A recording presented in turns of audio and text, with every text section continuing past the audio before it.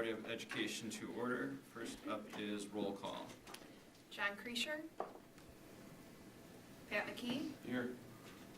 Joanna Reyes. Here. Corey Sillers. Here. Karen Vandenberg. Here. Lee Webster. Here. Lance Trollope. Here. Oh wait, I'm sorry, Jim Boucher. Here. Thank you. Okay, please rise for the Pledge of Allegiance. I pledge allegiance to the flag of the United States of America and to the republic for which it stands, one nation, under God, indivisible, with liberty and justice for all.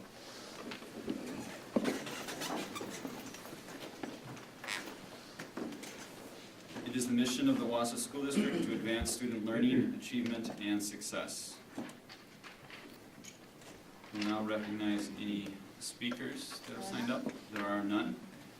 So we will move on then to approval of the consent agenda, which may include appointments, additional staff, replacement staff, contract increases, separations, including resignations, contract decreases, and terminations, leaves of absence, retirements, minutes of the special session of October 24th, 2022, special session of November 1st, 2022, regular session of November 14th, 2022, special session of November 22nd, 2022, and the special session of December 5th, 2022, payment of bills, budget status, and investment report, as well as donations to the district, and to recognize those individuals, Mark Lee Lambert, Marathon Chapter of Whitetails Unlimited, Renee Kressel, Incredible Bank, Knights of Columbus, McClax Incorporated, Neighbors Place, Wausau East Gridiron Club, Wausau East Junior Jacks Youth Wrestling, Wisconsin Valley Flag Football Incorporated, John Warotny, Don and Carrie Zaromsky, and Roxanne Zaromsky. I'm seeking a motion to approve the consent agenda with great gratitude to the donations. So moved. Second. Any questions or comments? Hearing none, all in favor say aye. Aye. Opposed? Aye. Motion carries. Next, we will have our audit report. Chuck Krieger from Hawkins Ash CPAs will present to the board the results of the Wausau School District June 30th, 2022 audited financial statements. You already introduced Chuck, so no further introduction needed. Go ahead, Chuck. Well, and Bob told me he had a long agenda tonight, and although the first section didn't take 15 minutes, that means I have extra time, I guess. That's right. No, That's why we did it that way. Not doing that. So I'll go through this relatively quickly, but a few key points I wanted to mention tonight. Right off the top, if you all got, okay, if we're looking at this page 3 through 5, and I'm going by the page numbers, not the PDF, but right there's the independent auditor's report. Those of you who have been on this board or in public service have seen audit reports from different audit firms. It's been changed in the last year. It now gives what I call the money paragraph right at the top. Okay, in the past you had some of this verbiage and then you kind of flip the page and it gave our opinion. Now we start off with the opinion, it gives some basis for the opinion, and then responsibilities of management and the auditors. So as to the opinion, you got a clean opinion. You've gotten a clean opinion every year that I've worked on this audit. I would expect nothing less. It means it's done, you audit and your numbers are materially correct based on auditing standards, okay? And I know I mentioned this in the past, but materially correct doesn't mean exact in every penny, but it's materially correct, and it means other people can rely on the data that's in there, okay? So the basis of opinion mentions what kind of standards we have to follow. Responsibilities of management. You may or may not know that you have responsibilities for these audited statements. Technically, you prepare the statements and we give our opinion on it. So we gave you a clean opinion. So if you go to page 4, it's got auditor's responsibilities. And this section, again, has changed a little bit, just want to point some stuff out. The second section there, where there's 5 bullet points, it talks about exercise of professional judgment, maintain professional skepticism, obtain an understanding of internal controls and that type of thing. We have done that in the past for your audit. Okay, we've always done that. But now they're having us put it out front in the report that yes, that's part of our job, that we do those things. Again, some people are like, well, why didn't you do that in the past? Well, that's just the evolution of the beast. But now it's clearly stated, we have been doing that for years, and now it's in the body of the report, so you can see that, and anyone else who reads the report is well aware of that. Okay.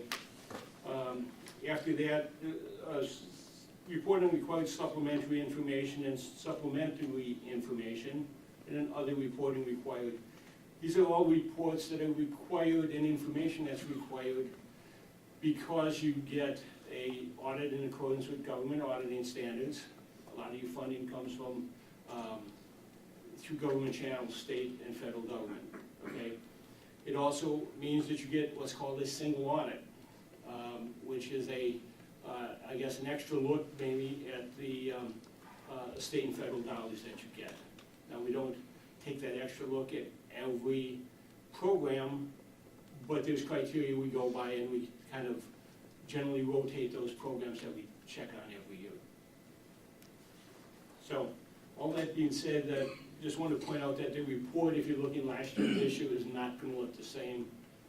But the gist of it is that you got a clean opinion. Okay.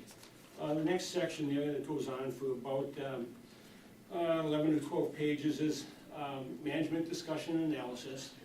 And I have to give kudos to Noel and his staff. They are the ones that put this part of the report together. Now it's labeled management discussion analysis, which you would say, well, management should be putting it together. Most of my clients have smaller staff. They have us put the information together and they approve it, okay? But your staff takes care of it, puts it in readable format, I guess I would say. Sometimes accountants get a little caught up in verbiage and I hate to say this word, legalese, but you know, this is kind of common sense information, what happened to you, some of the highlights. You know, you had your net assets increase, and I would go down to where it says district's total governmental fund balance increase, that section right there. And then when I say it's kind of readable in plain English, you know, he talks about certain items that change from last year versus expected, and indicates positive or negative right next to it. So that's straightforward. You don't you know, have to know, okay, if it's a decreased expense, that's positive. If it's an increased revenue, that's positive. But if it goes the other direction, so just as it's laid out well, okay. So that, you know, your general fund had an increase in fund balance, and right now your fund balance represents about 27.5% of your one-year expenditure. That's a good number. Districts we do out of the Manitowoc office, we do about 17 or 18 of them, kind of across the state. Generally goes between 15% and around 37%. Okay, so 27.5. That is a good number. It's solid. You don't have to go and show till and borrow to pay your payroll over the summer and that type of thing. So long-term liabilities decreased in the last year. Obviously, that's going to change with the approval of your referendum. But for the prior year, they did decrease, which means you paid off more debt than you had incurred. After that, a fair amount of standard kind of verbiage. So if we're going to go to page 10. And this is some of the numbers that show up in the detailed reports that are farther along in the financial statements. You know, when you look at this, you have current assets, capital assets. I mean, you have a lot of dollars that you're responsible for. I mean, I'm not telling you anything you don't know. The one that's kind of weird, the deferred outflows of resource and deferred inflows, that has to do with stuff like your Wisconsin retirement system and your post-employment benefits that you provide for retirees. You know, in the past, I've mentioned about the Wisconsin retirement system. It's well-funded. It's a good system. And I've not consciously disparaged Illinois a little bit, I think. But before I came today, I said, well, I wonder if that still holds true, because I've kind of said that over the years. So I did some checking online, and Wisconsin has, as of 2020, the highest funding ratio of any public employee system in the country. And at that time, they were 105% funded, which means if they had to pay out $100 for retirement benefits, they have $105 set aside for that. Okay, Illinois is at 37%, so 37 cents on the dollar. So if they had to pay out, they would have to borrow 63 cents for every dollar they paid out to be able to do that. So I wasn't just, you know, making stuff up. It still holds true, and it's a well-run system. So financial position, capital assets, you know, you're over 100 million in capital assets, and that's after depreciation. Around 50 million of long-term liabilities, and your net position is $125 million positive. Now you might say, well, unrestricted has a negative number. The rules say, okay, like in your case, you've got about 15 million of Wisconsin retirement system asset reflected up in the assets section. You have to reserve some of your equity to cover that.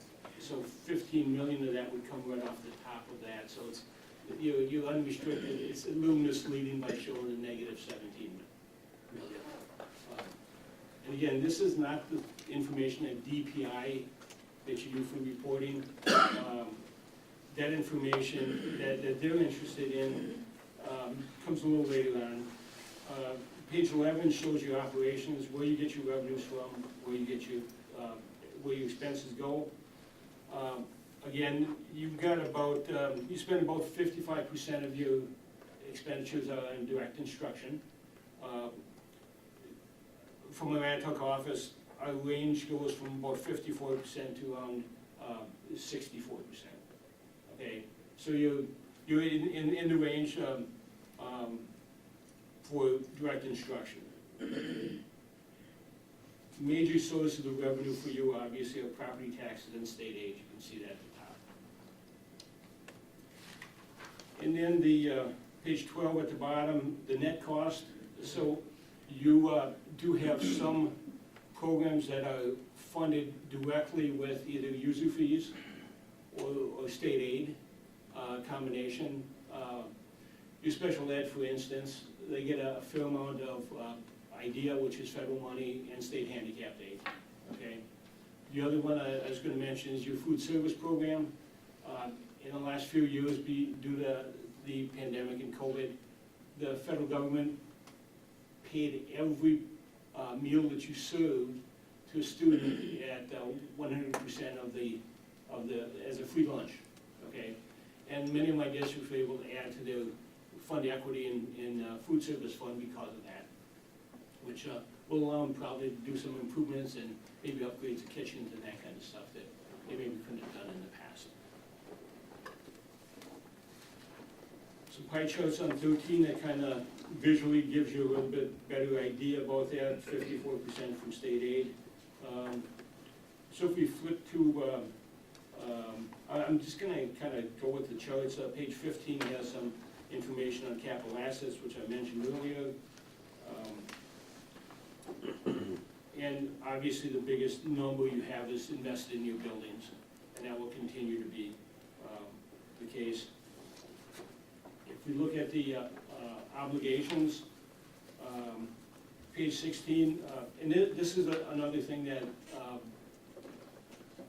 you put in your management discussion analysis that not a lot of my districts do, It's the future mill rate, so it kind of gives you a prospective look at, you know, if we're borrowing money, or what's the mill rate really gonna do from year to year. It's gonna take a little jump in '23, but then coming back down to some manageable numbers.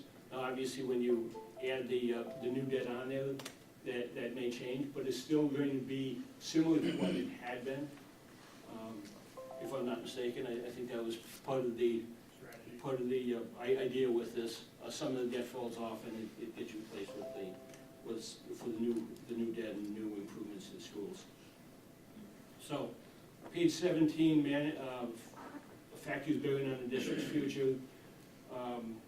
Generally, this area talks about difficulties that many of my districts have in stuff like open enrollment, students in and out, being a low-cost district. For whatever reason, I have a number of districts that on a per pupil cost basis, they're in the lower half of the districts in the state, okay? The other thing that comes into play is competing for teachers.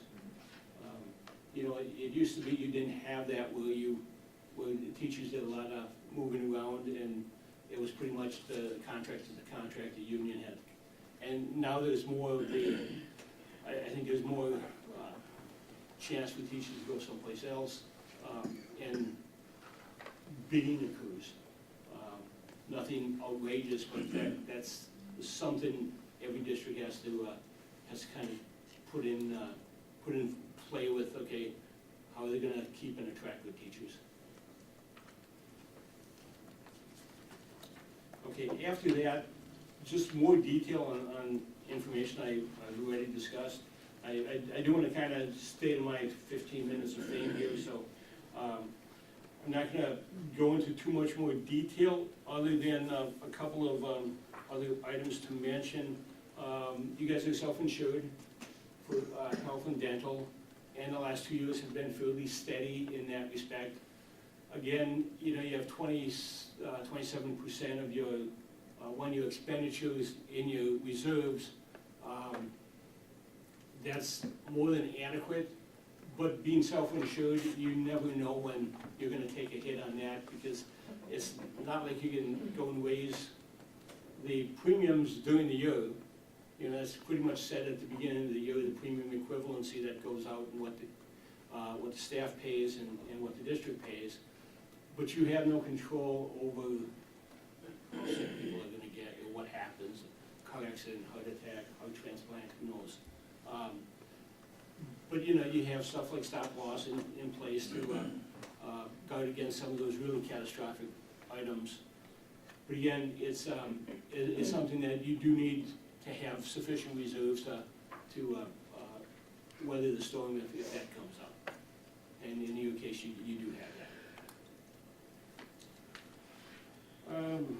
And other than obviously the subsequent event, later on we talked about new geo debt.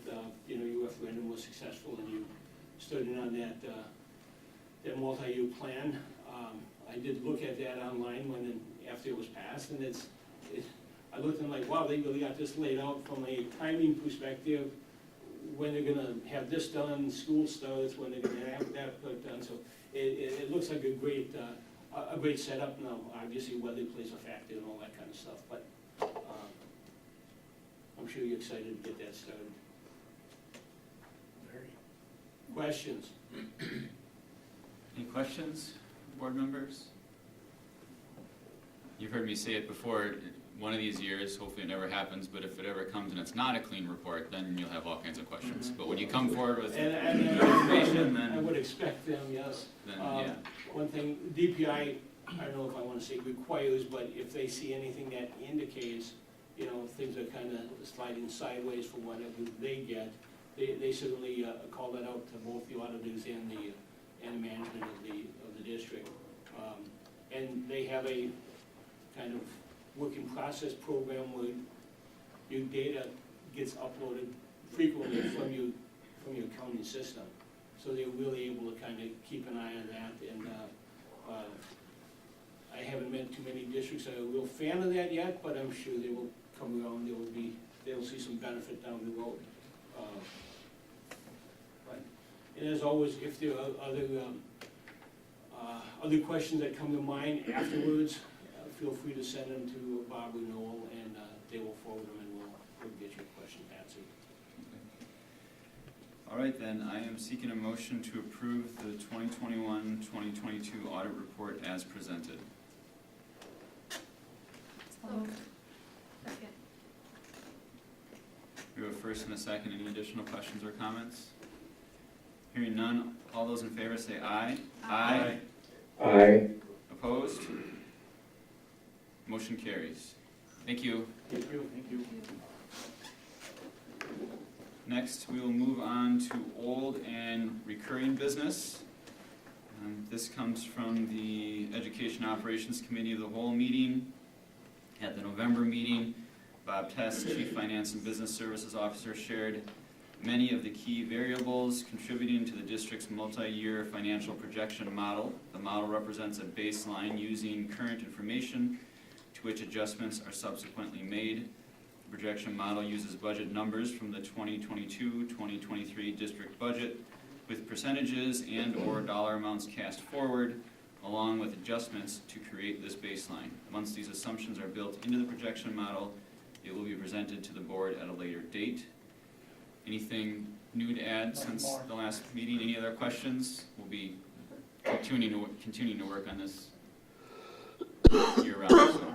Okay, and that is just an informational item, no action needed. And same for the next one. At the November Education Operations Committee meeting, Mr. Tomsky and Dr. Rauscher updated the board on the continued exploration of weighted grades and/or Law system. Again, not an action item. Any additional information to add? Okay. And the next one is an older recurring business item, but it's one that will probably keep coming back. We're going to keep working on it, and we do have some additional information tonight. At the November Education Operations Committee meeting, administration reviewed an example of a district restructuring plan, along with some relevant data regarding this plan. In this presentation, administration will begin to review measurable outcomes and share an analysis of high school restructuring options. Good evening, everybody. So, Cassie, could you pull up the restructuring, not that one yet, the presentation first? Thank you. So, I don't normally call attention to the title page, but I put it in blue because we're actually changing our the types of discussion we're having. We've been talking about awareness and kind of generally what might restructuring look like and accomplish, and so now we're going to really dig into more analysis of possible outcomes. So the next slide is our why. We always start with the why, and again, this is about improving service by becoming more efficient. I think you've seen that enough. Don't need to go through that. As well as some of the overarching concerns. We've seen these several times. Again, if people have questions, those are some of the main things that we want to really impact. Go to the next one. This one I added as a reaction to our last subcommittee meeting, where many of the members of the subcommittee were hearing that people just didn't think we were really going to do something about these issues. And so I wanted to come out with a fairly strong statement. We know that there are significant differences in the experience for students and families and staff. We know we have financial issues that we have to address as well. So I just feel we are compelled to make some changes.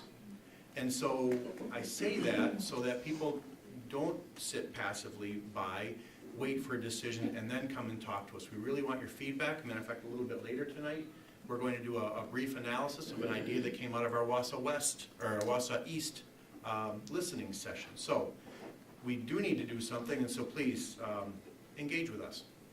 Next slide.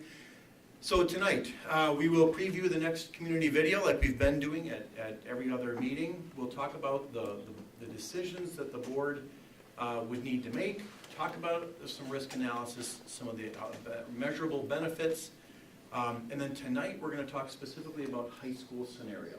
We'll review the work in part that the subcommittee did, and then we will kind of see where next steps might take us from there. To kick us off, though, we would like to share the next community video. This one has a broader community impact focus.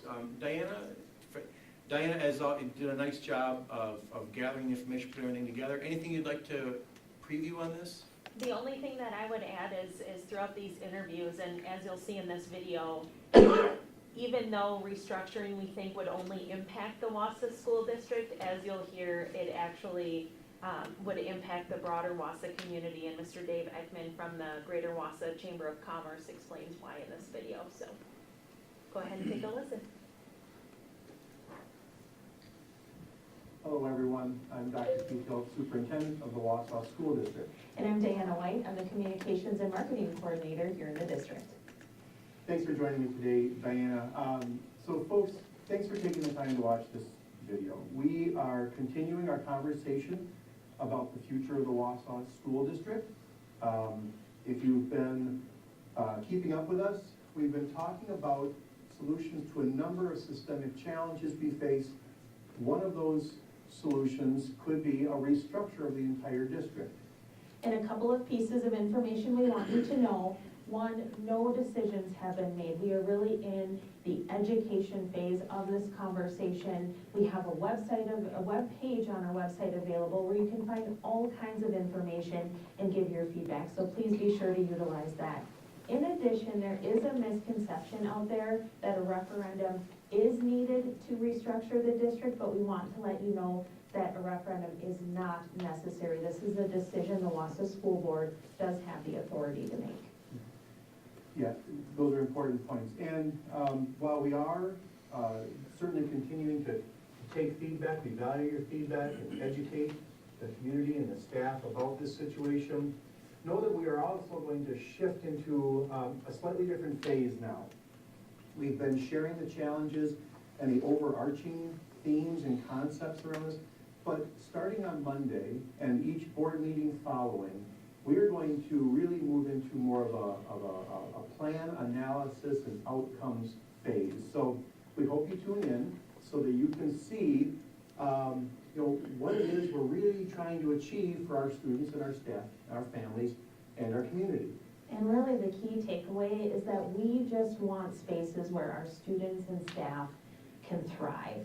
At this time though, what we'd like to do is continue our video series at this point. This time you're going to hear perspectives about why this conversation is important, not only for our Wausau School District, but actually for the broader community. Wausau, home to about 40,000 people, and at the very heart of it, the Wausau School District, a place where students and staff learn and grow.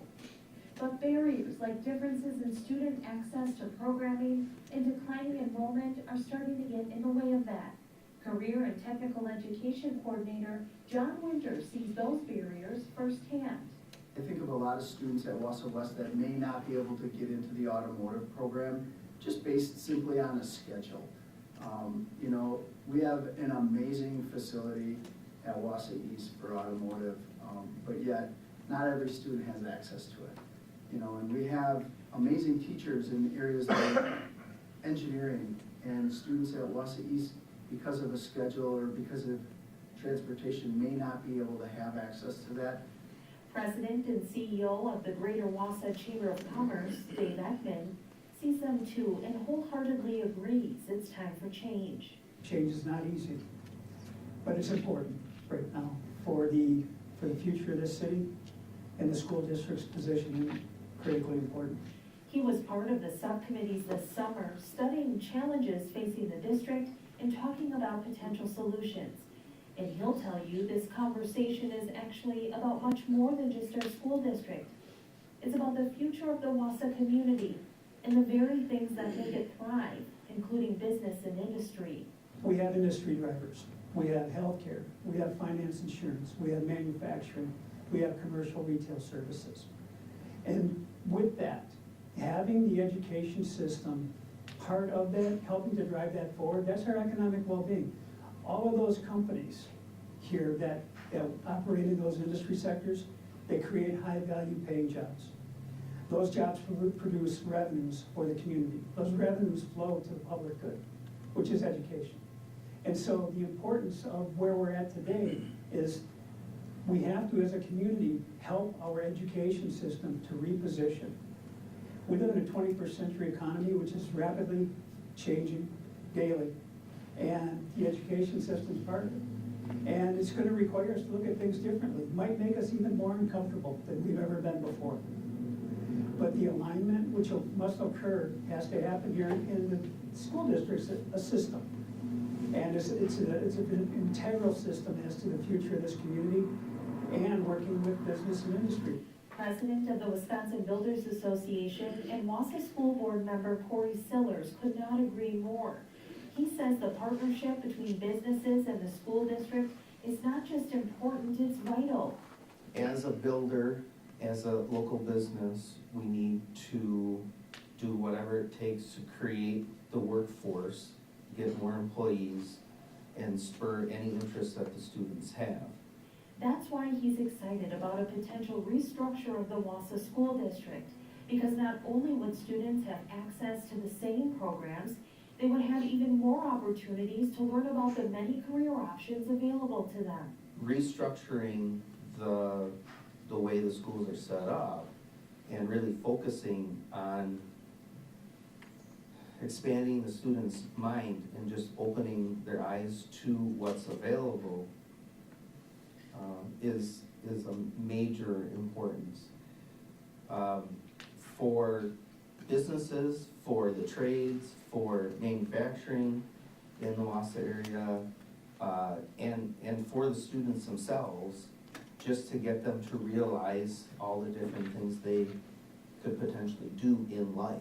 What we do have are companies here that are willing to grow. We grow our own here. And growing our own through our K-12 is going to be part of our future and is going to be a competitive part of our future. We don't do it, we lose. We will not compete. Every community is doing it. Wausau needs to do it too. Because truly, we're all one Wausau, where we work together, solve problems, create solutions, and support each other along the way, which is why this community is such a great place to call home.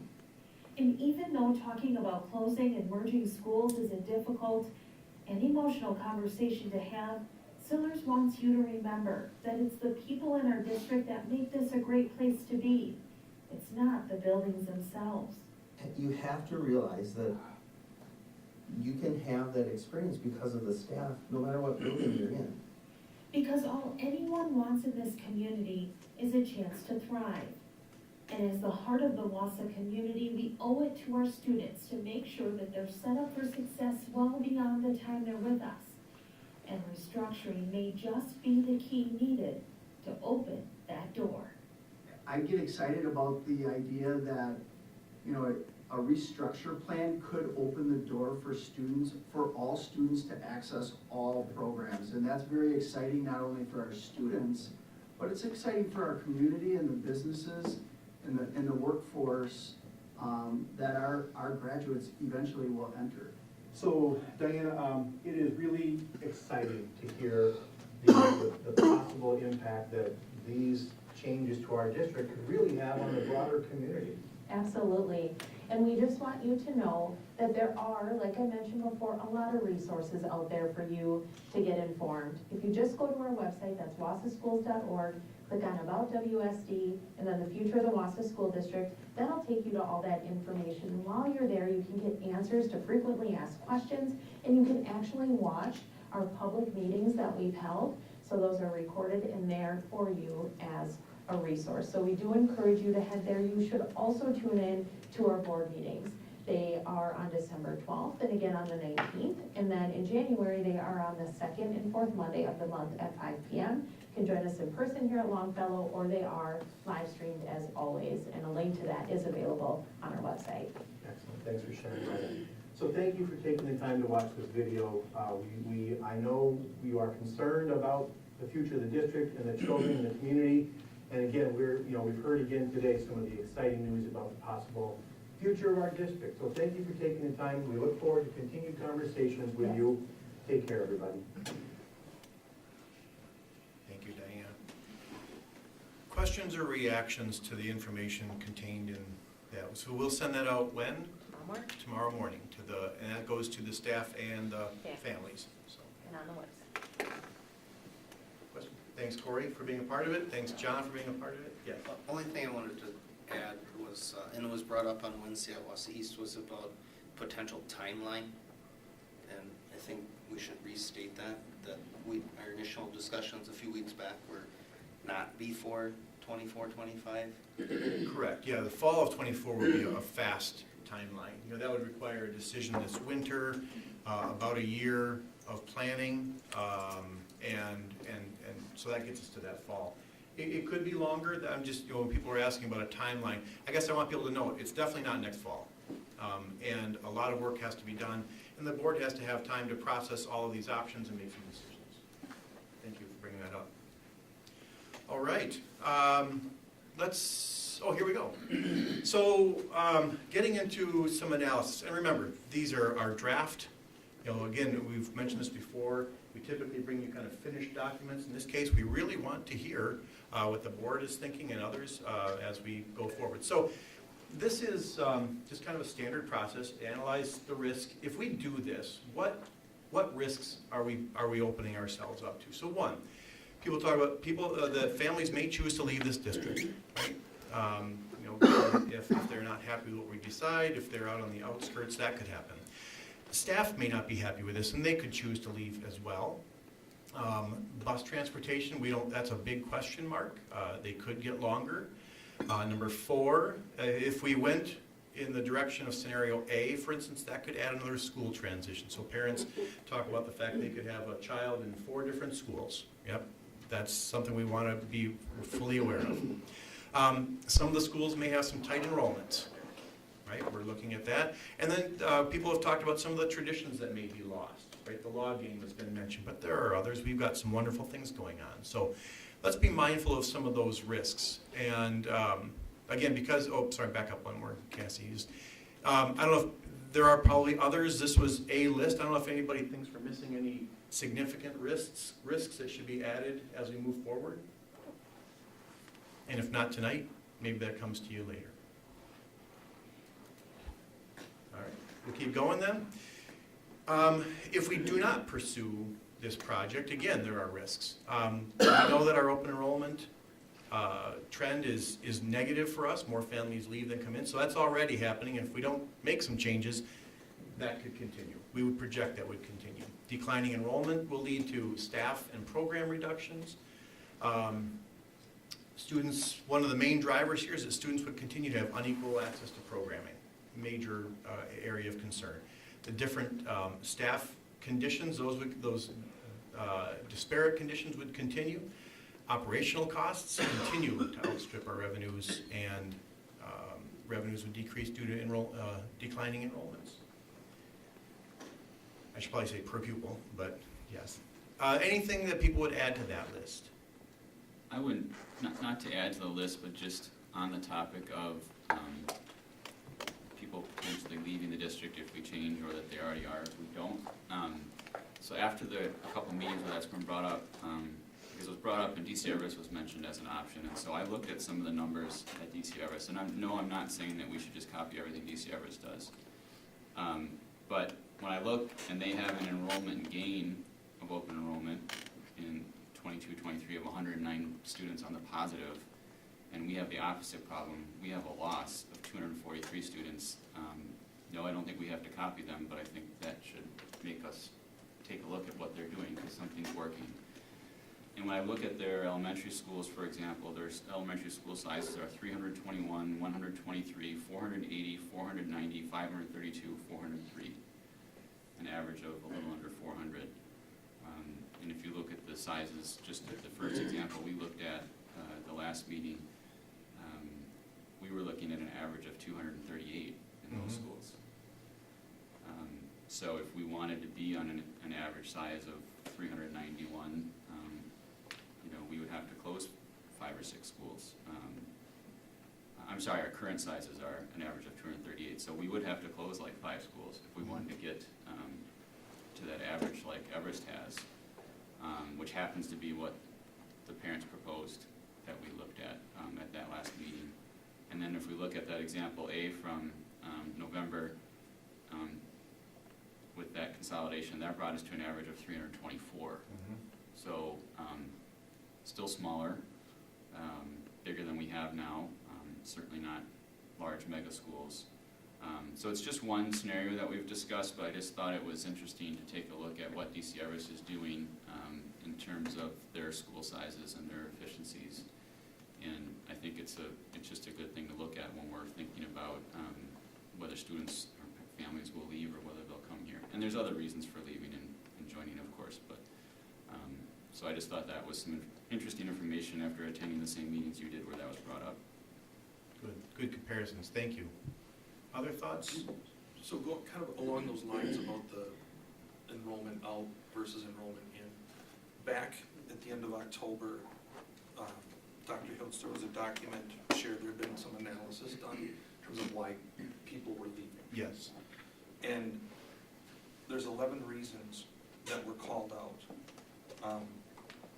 Needing project-based school, started 4K near childcare, concerns about school board politics, continuation of Montessori program, concerns about student behavior, concerns about keeping parents informed, school safety, like smaller schools, repeated talk about closing elementary schools, more GT support, and more curriculum in the virtual school.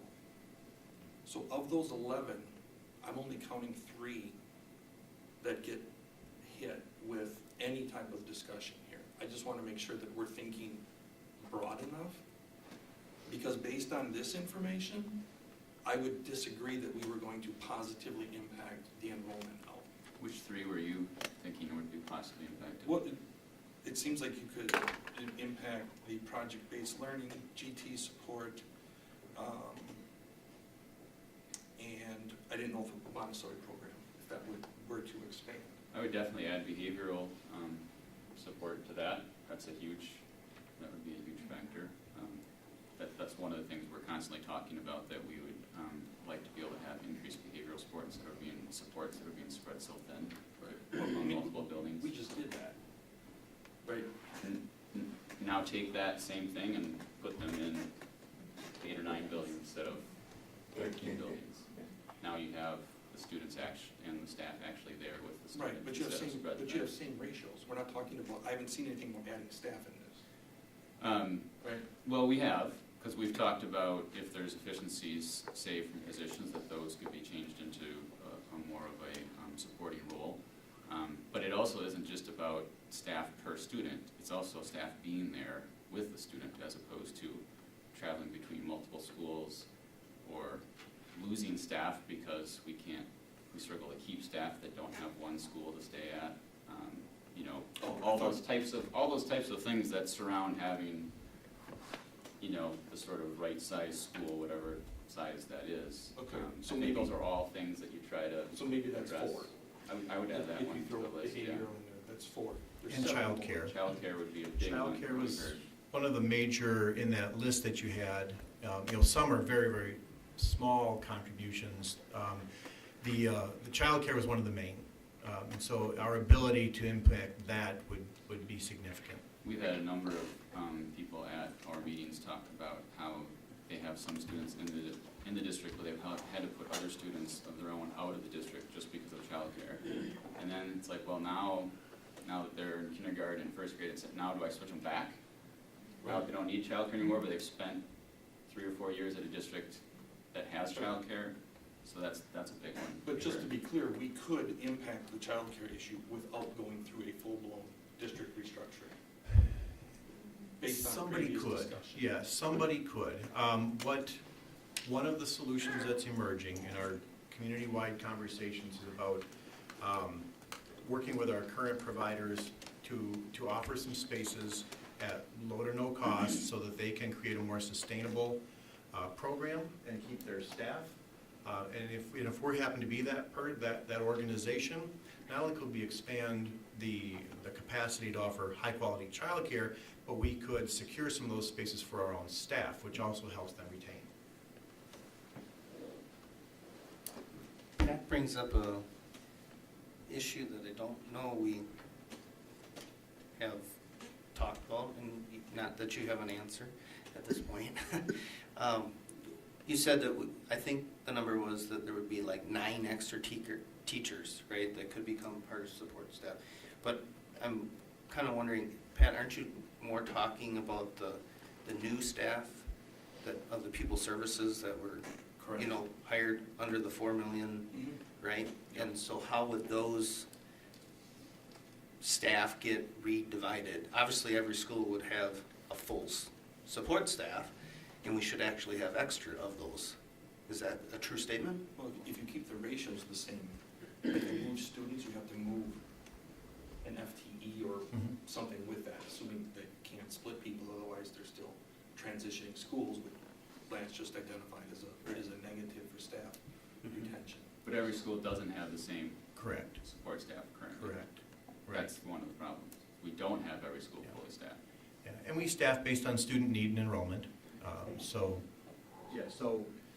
we, and Lance referenced it earlier, to be able to, you know, to focus our staff into single buildings allows them to, you know, work more as a team, allows them to be there for students, but also for staff as resources.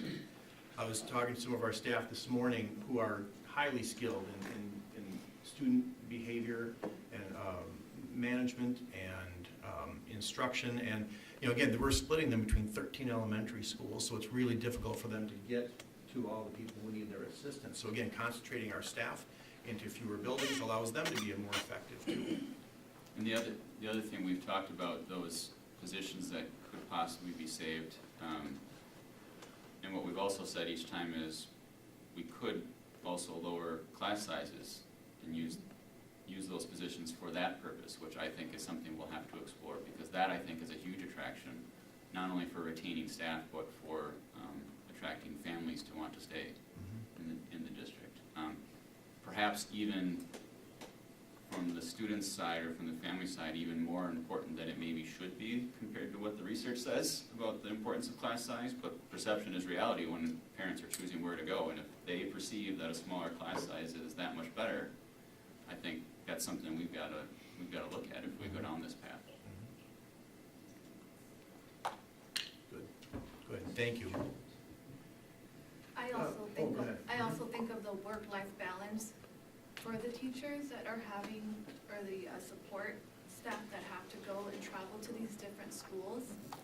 I think of their own family life, how are they able to juggle doing all that? And I think that this would be a positive for them, for their own personal well-being as well. Yeah, I think we heard that from Mr. Stashik in one of the previous videos. Yeah, thank you. All right, what's next on oh yeah, we've talked about this a little bit. Again, these are just examples. We can flesh this out.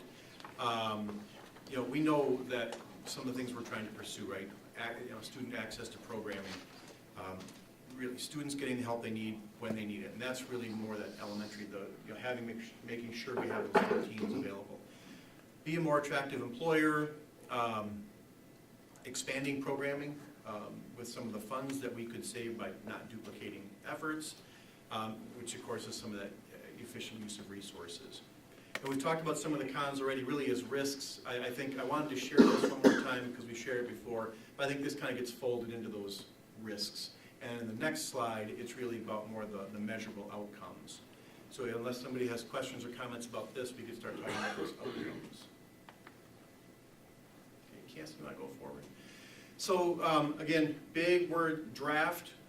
We're in the ballpark, but we're not 100% guaranteeing these numbers, but these are the kinds of outcomes that excite us about. This is why we're engaged in this conversation. So, you know, these are things that we want to be held accountable for. Once we get, you know, these would be something we would bring these goals for board approval. But so let's talk about what these look like. So one, all high school students have equal access to programming. If we were to do this merger of the high schools, that's something that would be guaranteed. They'd be all in the same system.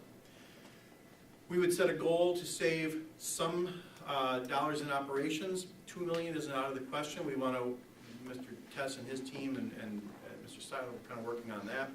Again, these are multi-year goals, right? But to save $2 million in operations could be one of our goals.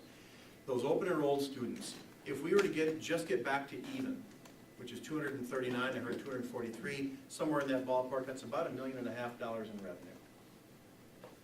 Expand the access to high-quality childcare with a measurable number.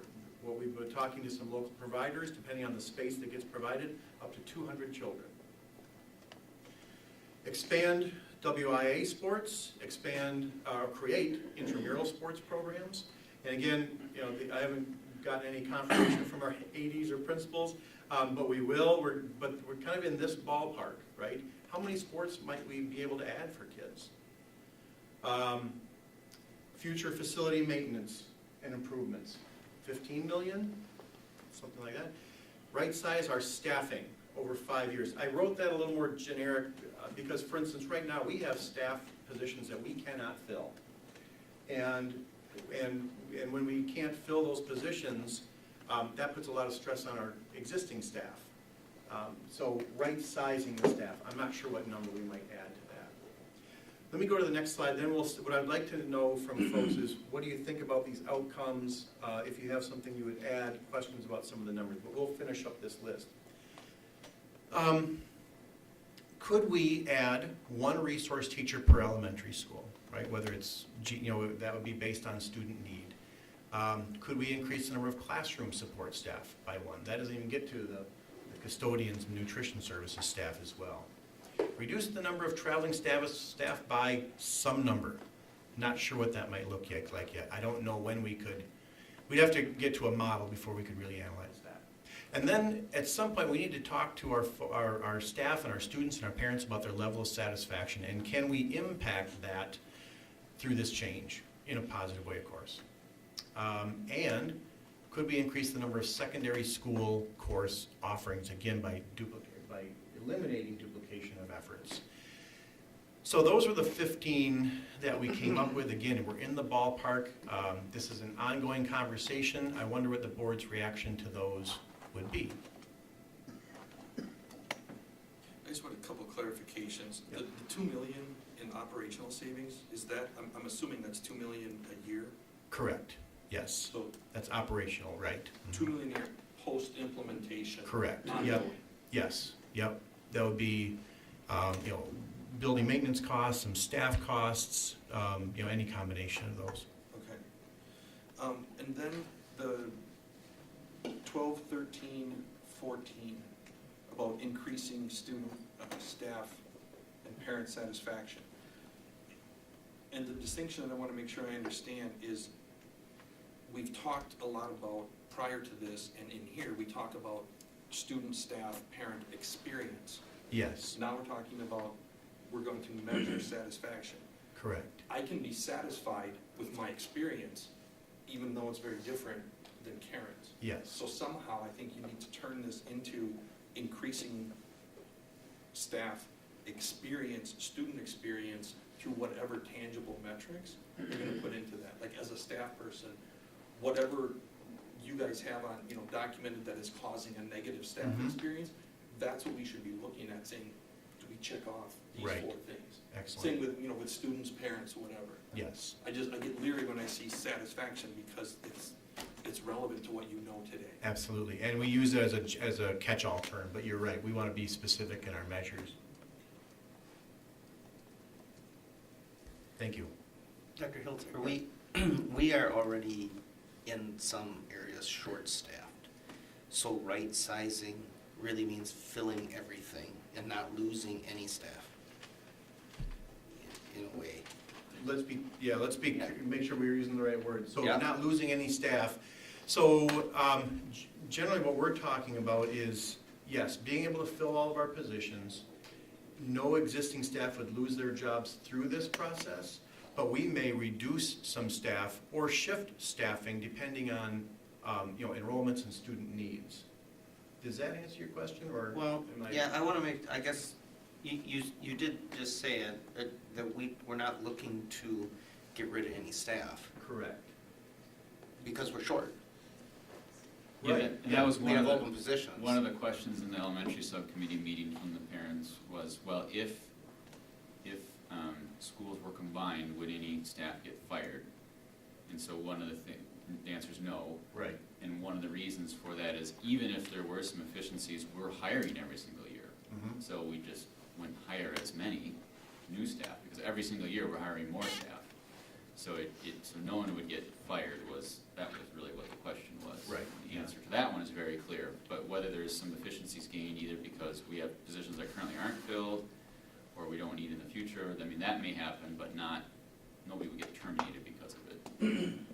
Yeah, and that's why I'm asking about the right sizing. Sometimes that term is, like you're adjusting and getting rid of people kind of Right. thing, and we're not looking to get rid of anybody. Correct, correct. Thank you. One other question I had, just on the WIA sports, it says increase 2 for each gender over the next 5 years. Are there currently WIA sports that we're not engaged in because of our structure? Yes. Like, so which ones are those? Boys swimming would be one. Volley, yep. Boys volleyball, yep, Lacrosse is coming soon. yep. Girls wrestling is another one. There's a few. Yeah. Okay. And for whatever reason, the co-op is not an option for those like we do with girls hockey and things like that? Between the two schools, I know we tried to do that with, and I don't know if we want to, how deeply we want to get into that No, I'm just conversation curious. tonight, I but, just- yeah, my understanding is co-op is not an option. Okay. But once we, and correct me if I'm wrong, if the board made a decision to merge the schools, that combination could take place immediately, even before we physically combine it, yeah.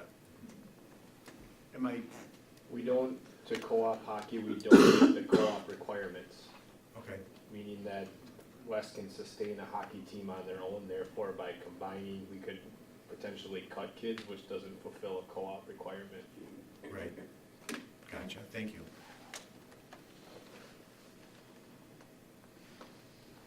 So there's parameters to have a co-op, and we don't hit some of those parameters Yeah, if we co-op East and West.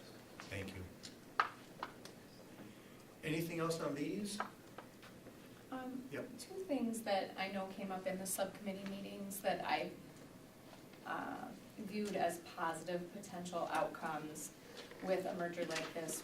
One was related to the ADs mentioning that when there was a combination of the funding that right now is split between 2 high schools, of course, there's now, hopefully some efficiencies that lead to increased dollars that might be able to trickle down to the elementary programming where we could sustain maybe some better sports opportunities for kids there that I found really appealing for a number of reasons that, we've all seen tremendous growth in travel sports, and it has become pretty inequitable from a financial standpoint, and our lower income students and families can't typically participate, and so their first exposure to athletics from an affordability standpoint doesn't come until the middle school, high school years, when sometimes you're kind of behind the 8 ball because a lot of kids have already been doing whatever that sport is since they were 5 years old. And so I really found that to be an appealing option and opportunity as a potential outcome in order to engage increased number of students in our district who right now don't have access to some of that programming. So I think that might be one that I would love to see on this list. Additionally, a part of the conversation this summer as well was from some of the community members sharing that they have access to funding where they would love to donate equipment or something that would be supportive to a robotics lab, for example, or something from an academic standpoint. I don't know what that is. I think that's the teachers have all of the creative ideas about what they might want, but I would love to see that too, because I think that's the community piece that we continue to hear that there is funding, but they have really held back giving it because they weren't able to divide. Right. whereas if there was a merger, they would really love to get behind something like that. So I guess I would love to see people at the high school level, teachers, kind of dream big about what that would look like, and then there to be, some effort towards these community business owners who have sort of said, hey, we're out here, we wanna do that, and have that be another outcome that is academic related and supporting, some new programming or better programming for our students that again is attractive and appealing to a move in this direction. Thank you. One other question on athletics. Someone asked me this, and I did not know the answer. I think the answer is yes, but if the schools combine, if there's 2 varsity sports, right, one at East, one at West, assume that this would go through into one high school, there's then only one varsity, right? You can't have multiple varsities, so just so everyone's clear on it. I think on the back end of that, the other thing, possibility, like if you take Spash, for example, who still has PJ Jacobs and Ben Franklin, so they still have 2 ninth grade teams. They often field multiple lower level teams at that level, so they might split and have 2 freshman teams, or maybe some years when their numbers are huge, 3 freshman teams. So I think, obviously that's down the roads, but we kick it around as athletic directors within the conference. You might get to a point where we're able to offer more opportunities at those lower levels, but you are correct in saying that there would only be 1 varsity. Okay, thank you, Jason. Yep. And adding to what Karen mentioned, and you've given some examples like this in meetings already, you can come up with examples now of things that we only have one of. That one high school has, the other high school doesn't. So one high school has this equipment, and so they can do auto diesel here, and they can't at this high school. And at this high school, they can do this, and the students at the other high school can't do that. And some of that is funded through the district, and some of that has been community funded as well, and it only was funded for one or the other. So we've already got some examples like that you could touch on. Yeah, absolutely, John Winter probably knows, would know it best, at least from the, from the career and tech ed.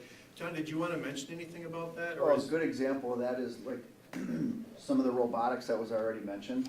We've been able to take advantage of some industry support that want to see more automation in our curriculum, but a robotic arm is a very expensive piece. So, the idea behind it is, well, pick it up, put it on a truck and drive it over to the other side of town, but that's not exact, there's a lot more that comes with it, is training staff and making sure that, your IT support is there. So, but yeah, there are several different examples that were already mentioned. Diesel mechanics, auto body and collision. We have a paint mixing booth over at Wausau East that is supported by the community as well. So, several different examples like that. Thank you. Can I go back, Karen, you had made a point about sports and kids not starting till later. Was your outcome that you were looking for different than the intramural programming? Yeah, because what I understood this to be is intramural programming, we're talking about at the high school level. Because Correct. there's now, increased students that maybe aren't all on varsity, for example. But there was mention in the subcommittee meetings that some of that would increase programming at the elementary level due to the excess funding. And so then it gives exposure to students who aren't otherwise having access to organized sports because of whatever their family demographics are. Thank you. Okay, I missed that part. Thank you. Good. Other comments or suggestions? And again, this list will come back. We'll continue to review this. So take some time, think about it, and let us know. All right. So let's talk about moving forward. So as the board would make some decisions about, restructuring, make one decision, it limits other decisions, also, forces some other directions. So what I'm thinking is that if we start with the end in mind and talk about the high school, that's, if the board can help us limit options there, that will determine some middle school options, that will determine then some elementary options, and then there's other decisions that could be made after that. So that's kind of the order that I'm proposing we tackle these scenarios in. So if you go to the next one, Cassie.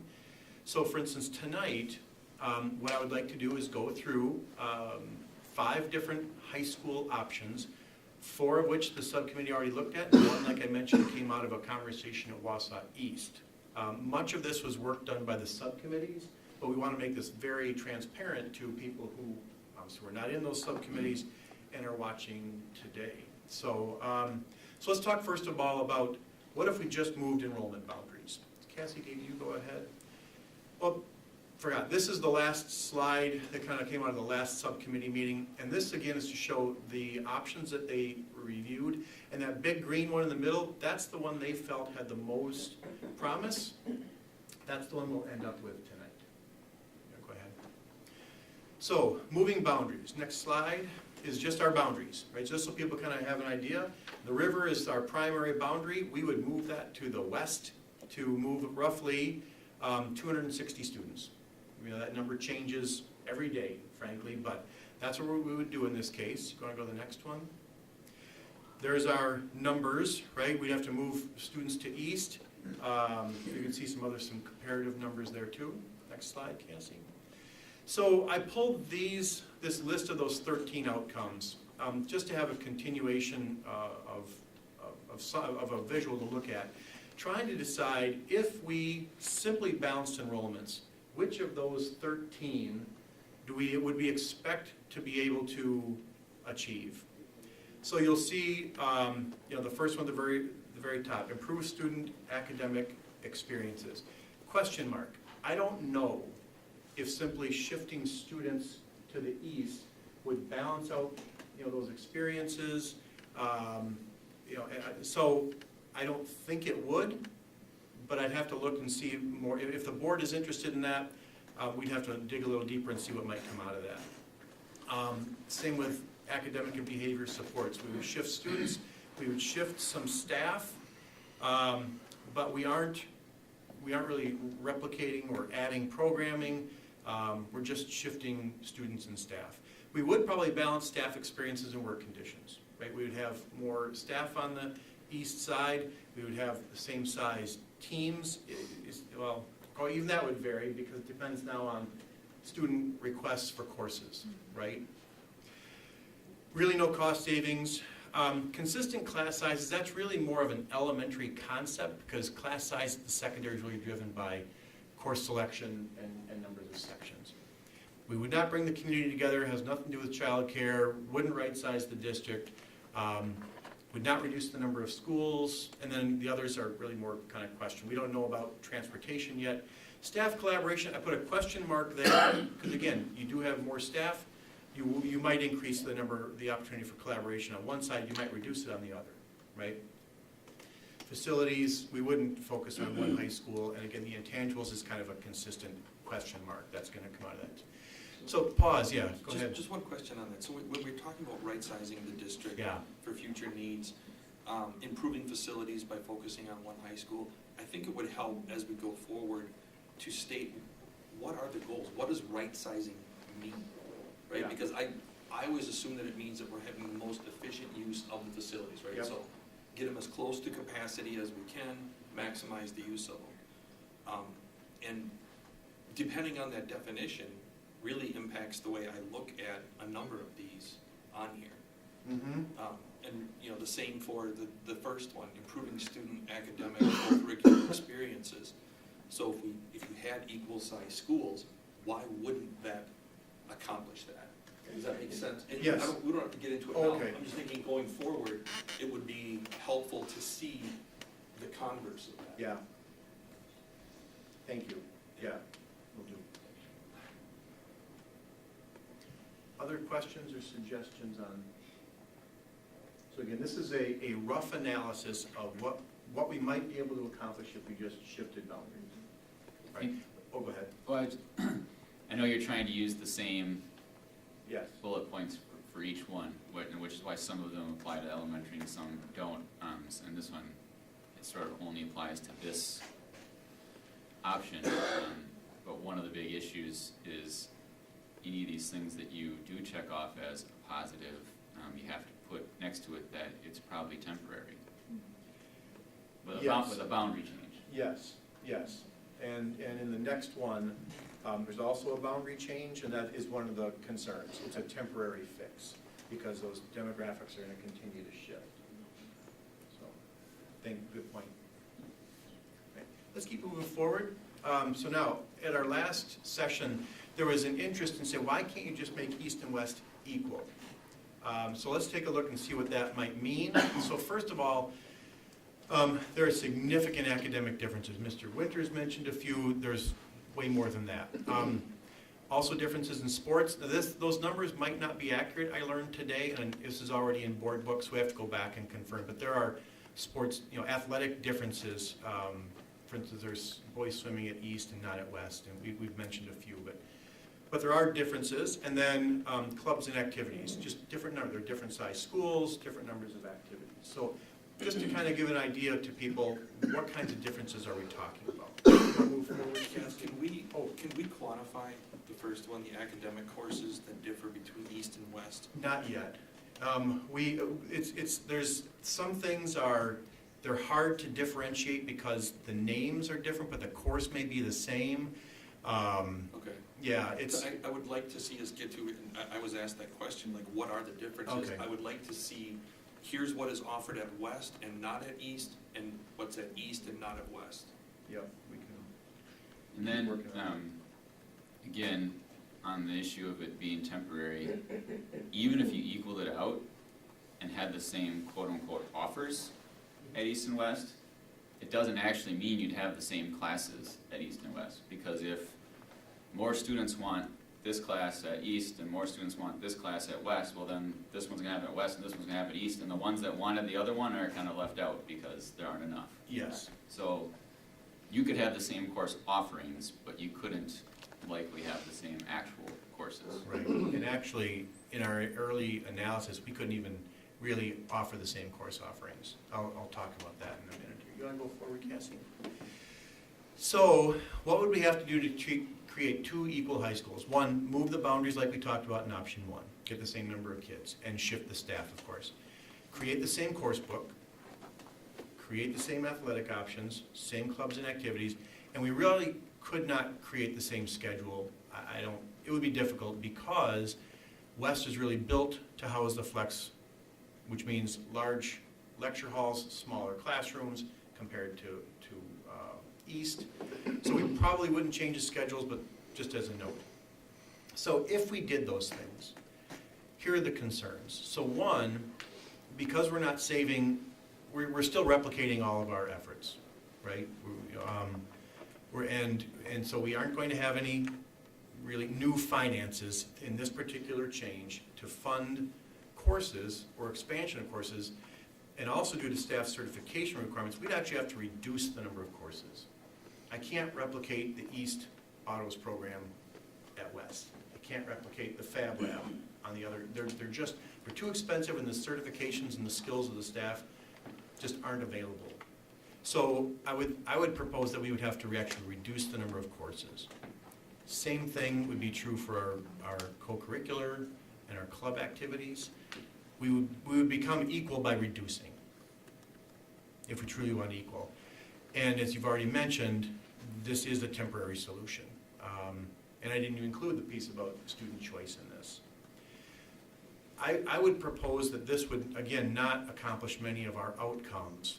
But before we talk about that, questions on what I'm proposing here?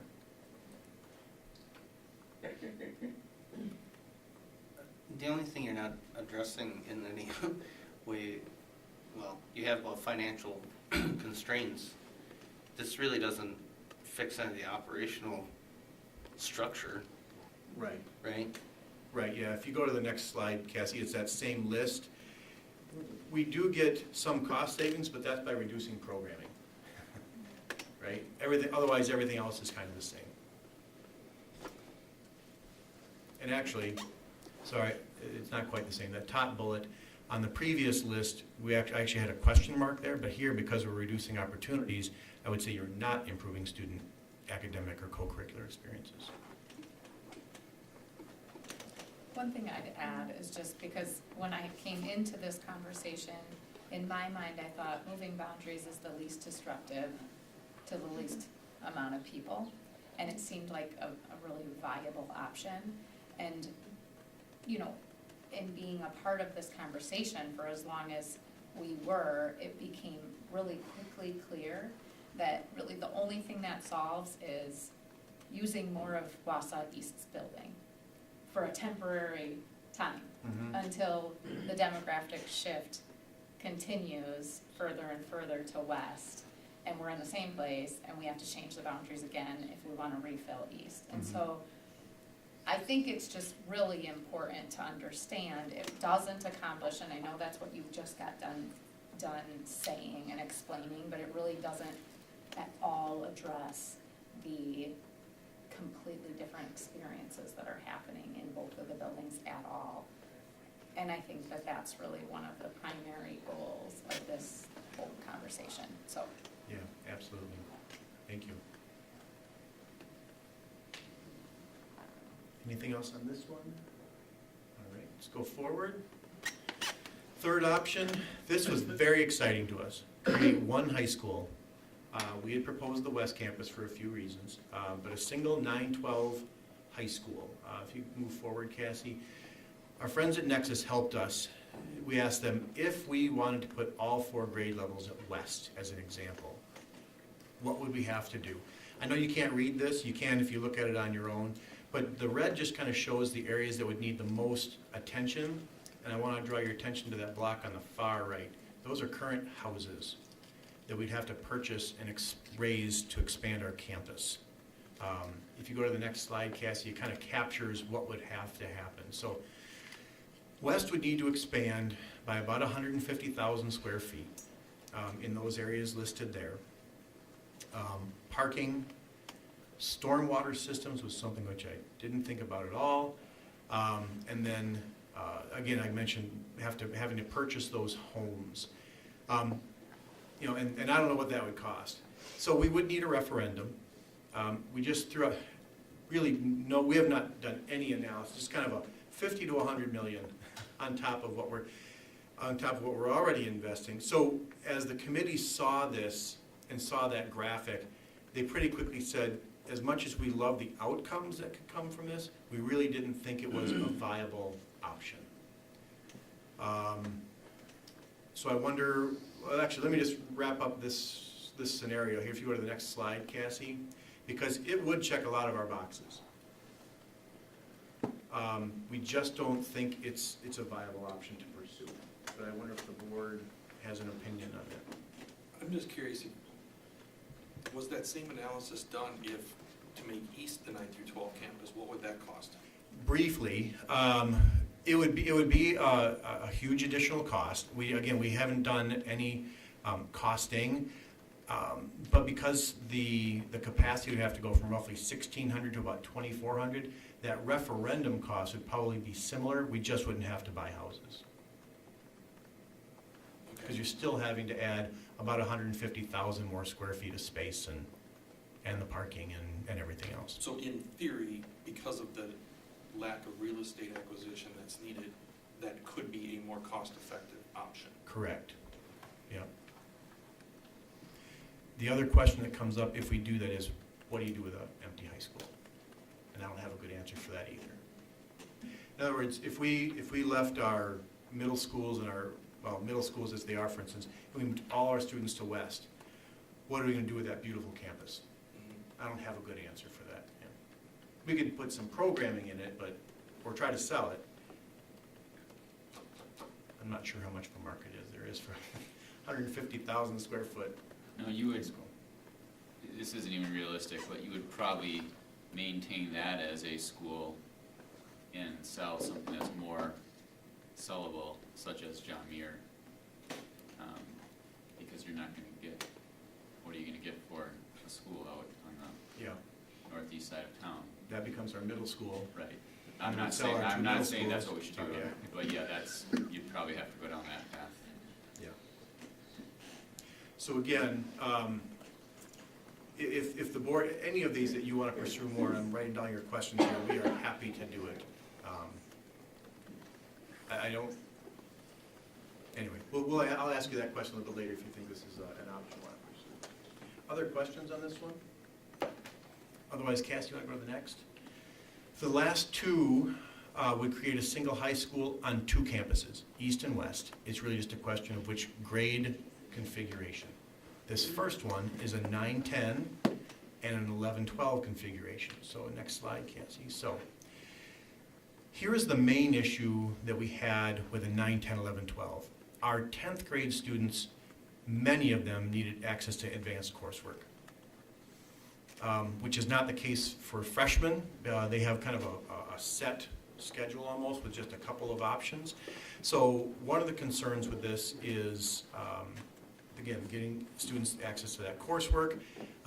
We would probably have to do a lot of duplication of courses being offered on the two campuses, which, as you'll see in the next, is less needed in the other scenario. Really hard to accelerate students.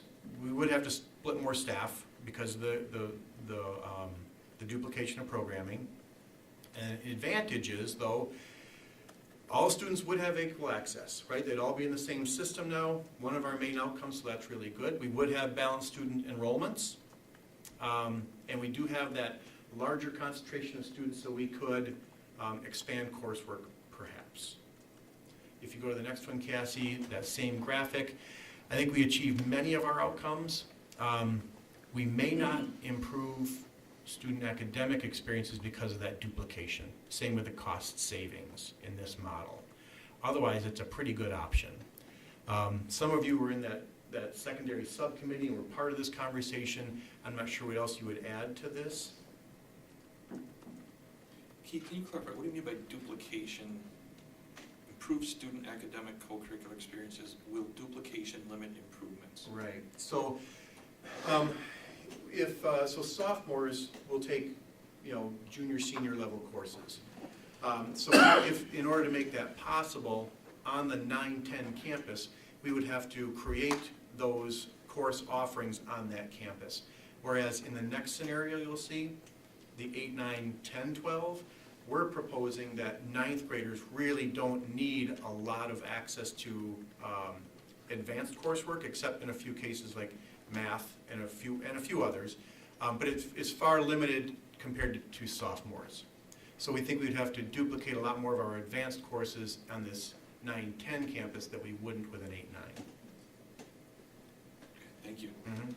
I think one of the other significant drawbacks to this design was the disruption to kind of growing culture, mentorship, leadership opportunities, and just depth of growth within any kind of co-curricular and even some of the typical, so like the drama program or a music program or DECA, for example, where there's a lot of mentorship and modeling of the upperclassmen to lowerclassmen. And if you remove the 9-10 completely from 11-12, it's super choppy, clunky, disruptive. The 9th and 10th graders really miss out on the modeling and leadership that come from the upperclassmen,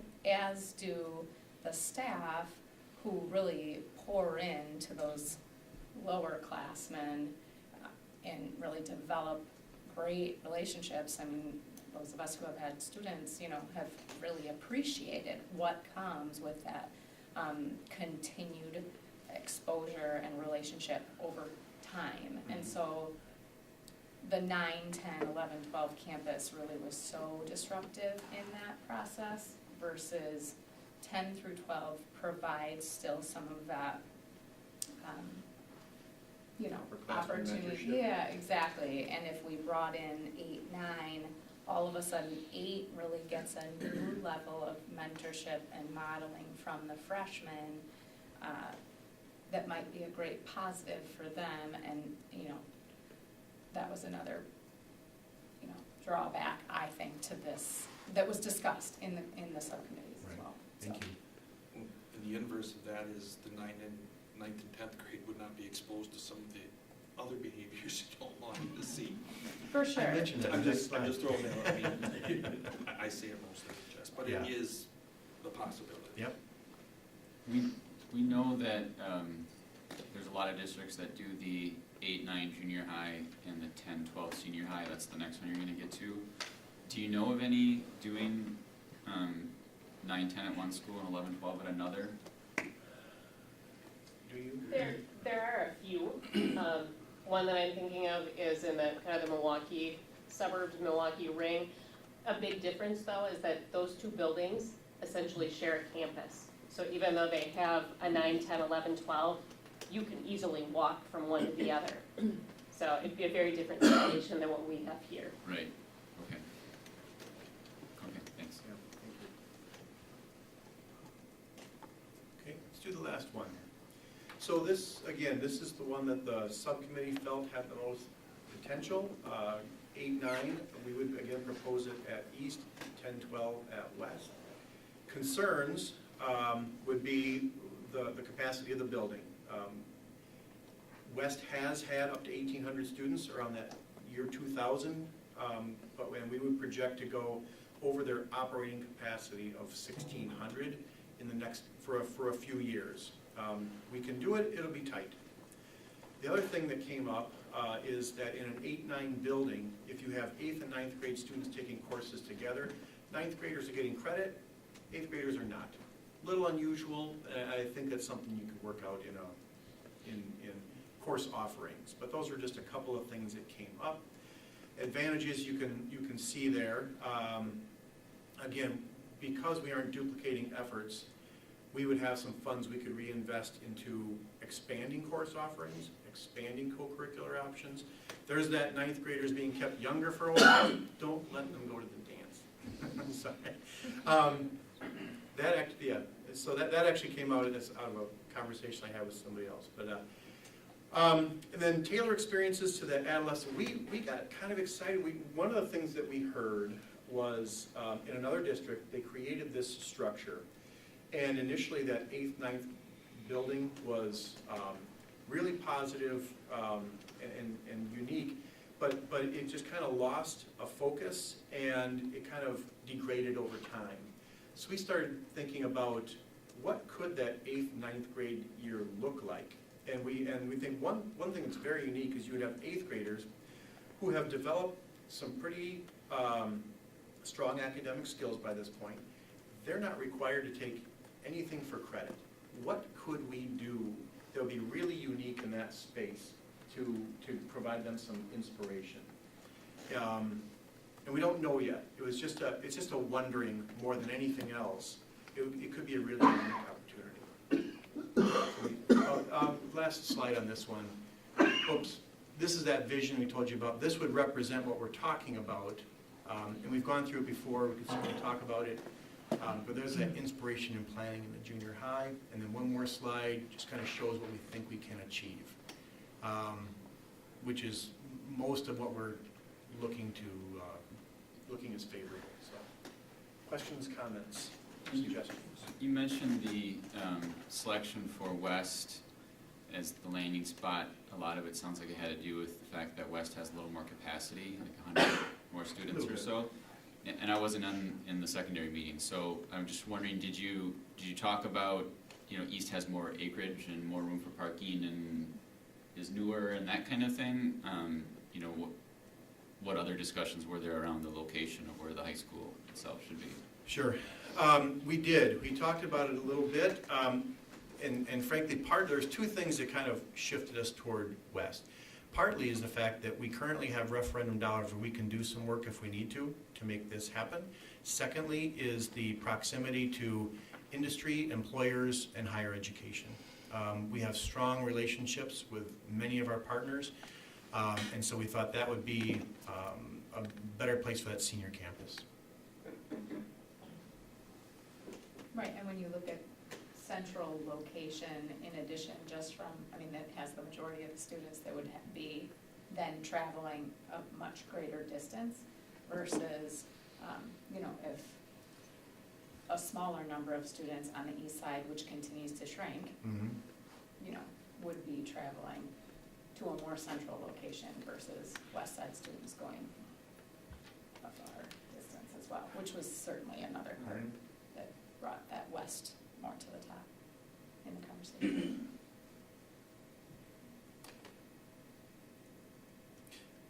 I think that the capacity issue at West is real because that could absolutely negatively impact the student experience and staff experience, quite frankly. I know the enrollment was up, whatever it's at right now, it's busy. Right? I mean, in passing times, it's not a good experience for the kids. Okay. To make that more intense, I think, would be to start to go down the hill. Gotcha.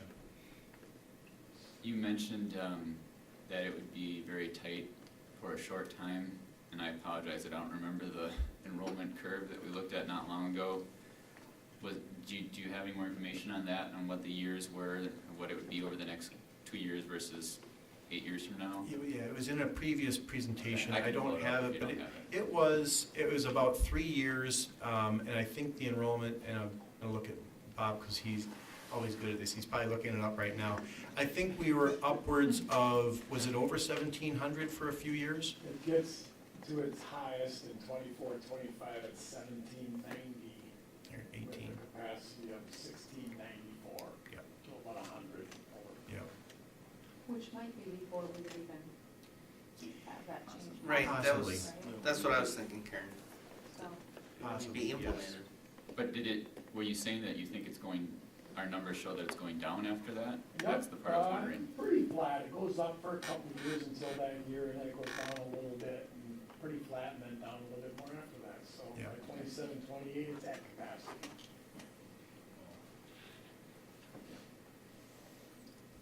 We also talked about other programming that could draw students out of the actual building. Yeah, Right, you know. some of our alternative approach.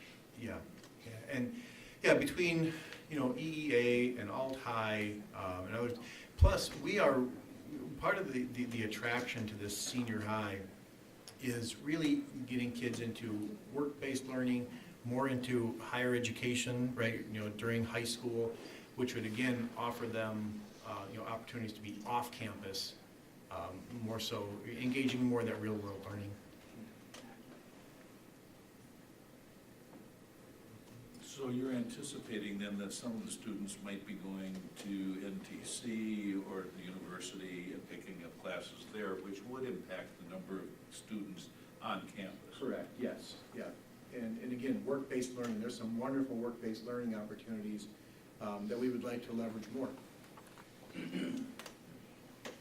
Yeah, and I'm not saying it's a bad option. I was there around those times where there were that many kids there in the 90s. I'm just thinking in my mind of all the extra space there is at Wausau East and, for extracurricular activities and athletic fields and parking and, it's such a beautiful new building. It is. Yeah. can I ask a question? If we were to head down the 8, 9, 10, 12 option, and we have some facility differences, like the automotive program at East, and now we just have potentially 8th and 9th graders there, Right. but we want that to be a possibility for our 10th through 12th Yes. graders, and it's housed at the other building. Yep. Is the plan to move that to the 10th through 12th grader building? What does that look like? That's one of our pain points, if you will. We've talked about some options, and I don't know, Mark or John, if you want to add, but basically, there's a few options. So obviously, our 8th and 9th graders would have access to the best Wausau lab in the state, right?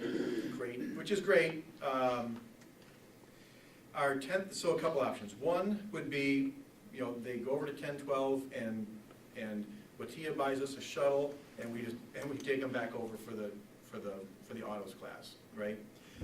Two, John Winter has created an accelerated pathway that gets students certainly by junior year, am I right, John, to Correct. NTC? Yep. So there'd be 1 year they wouldn't be, 1 year they'd be with us, the next 2 they'd probably be at NTC for an accelerated pathway. Another option that came up, which is creative, is to create an automotive charter school, where you'd create a cohort of students, maybe 25 per year, I'm not sure what the numbers would be, but they get, but every student could be exposed to autos, right? And then in their 10th through 12th grade year, they just stay there, and they do a cohort of their core classes plus their autos classes, right? Or maybe it's a 1 year. So there's some things we could do, but that one, a lot of exploration. We've been meeting with Tia and you have something else, John? I would just add one more option that we've kind of discussed, and we've had several meetings with our partners out at NTC, but NTC's got a pretty fabulous facility out there, and we just having some initial conversations about what ifs kind of scenarios, and could we potentially maybe leverage their facility, you know, on the short-term basis is another possibility. So kind of looking at all of those different options and trying to figure out, you know, in partnership with Watia and our business and industry, you know, we were meeting with them last week as well. So just trying to collaborate with everybody, trying to do what's best for not only our students but our industry partners. Yeah. And, you know, long-term, if this goes through, would we move that lab? I don't, it would be expensive, that would be another option, you know, down the road perhaps. Did you, Or recreate it. so when you were looking at some of the expense and some of the, you know, the pros and cons of the different locations, did you look at what West has that would have to move to East? If we put the high school there versus what East has that would have to move to West if we put the senior high there? And we start thinking about things like, you know, the cost of having to move the auto lab, maybe that's more than the cost of adding on 110 capacity at East to make it just have the same capacity as West has. And I'm not here to try to push for West East to be the senior high, it's just I wasn't at the meetings where it fell on West, so it just, part of me comes out where I'm trying to think about, what about this? Yeah. You know, why not the other school? I'm just wondering what all was discussed to come to that decision. I know people want to know that very question, which is why I was asking some of those earlier. Yeah. Why? The East versus West? What are some of the tangible things that went into those decisions? I think the one that jumps out right away is West Howard already has 110 or so more capacity, so that pops out right away. But then there's all these other things you start thinking about that East has that West doesn't have, and yeah. Well, and then you get to the community unity aspects of it. I don't even know if we want to go there now, but AP versus IB, I assume that hasn't been decided. Like in this option, I'm sorry, in the 8, 9, and then 10 through 12 campus. Right. I think we'd do both. We'd offer both. Okay. And then mod versus block. Right, we haven't talked about schedules. Like I said, there would be a good year's worth of work how these schools would come together and not just replicate, but really elevate, you know, what we want the kids to, and the staff, what their experience to be. is the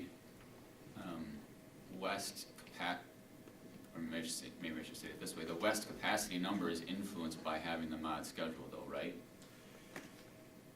You know, I don't know how, are you saying yes, Jennifer? You know?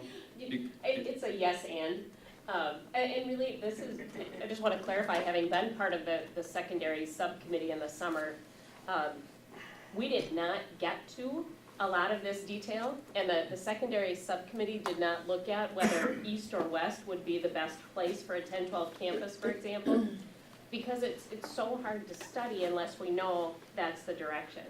So I think if the board, for example, were to decide, yes, go get a proposal for 8, 9, and 10, 12, we could put together some level of detail, and then with that, I think you could do a really good analysis of East versus West. We have some ideas, but we didn't do a lot of the in-depth financial study, as Keith suggested.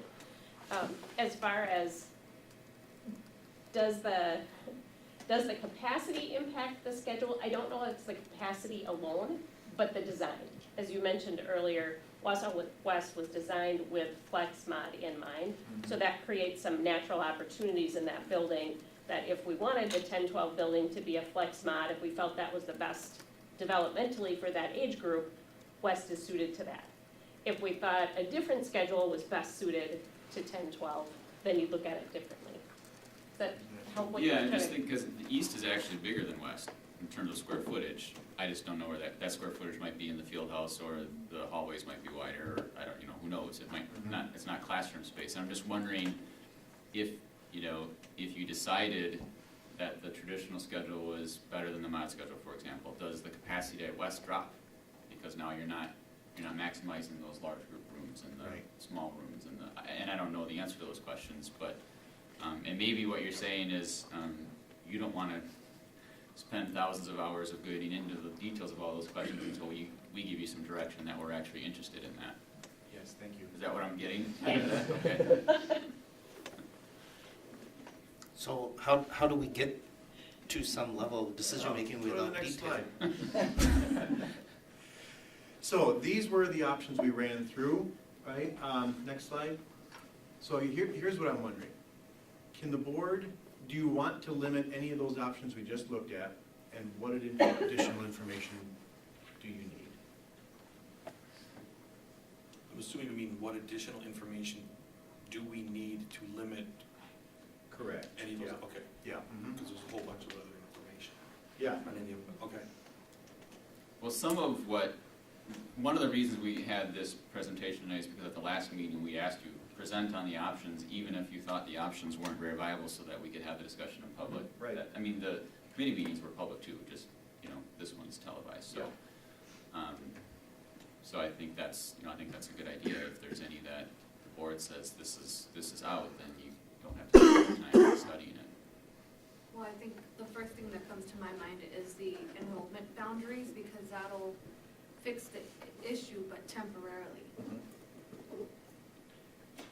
And I'm not even sure how much of a fix it is. Yeah. Yeah. And the creating two equal high schools, I don't know how they would be equal, because it depends on what classes the students choose.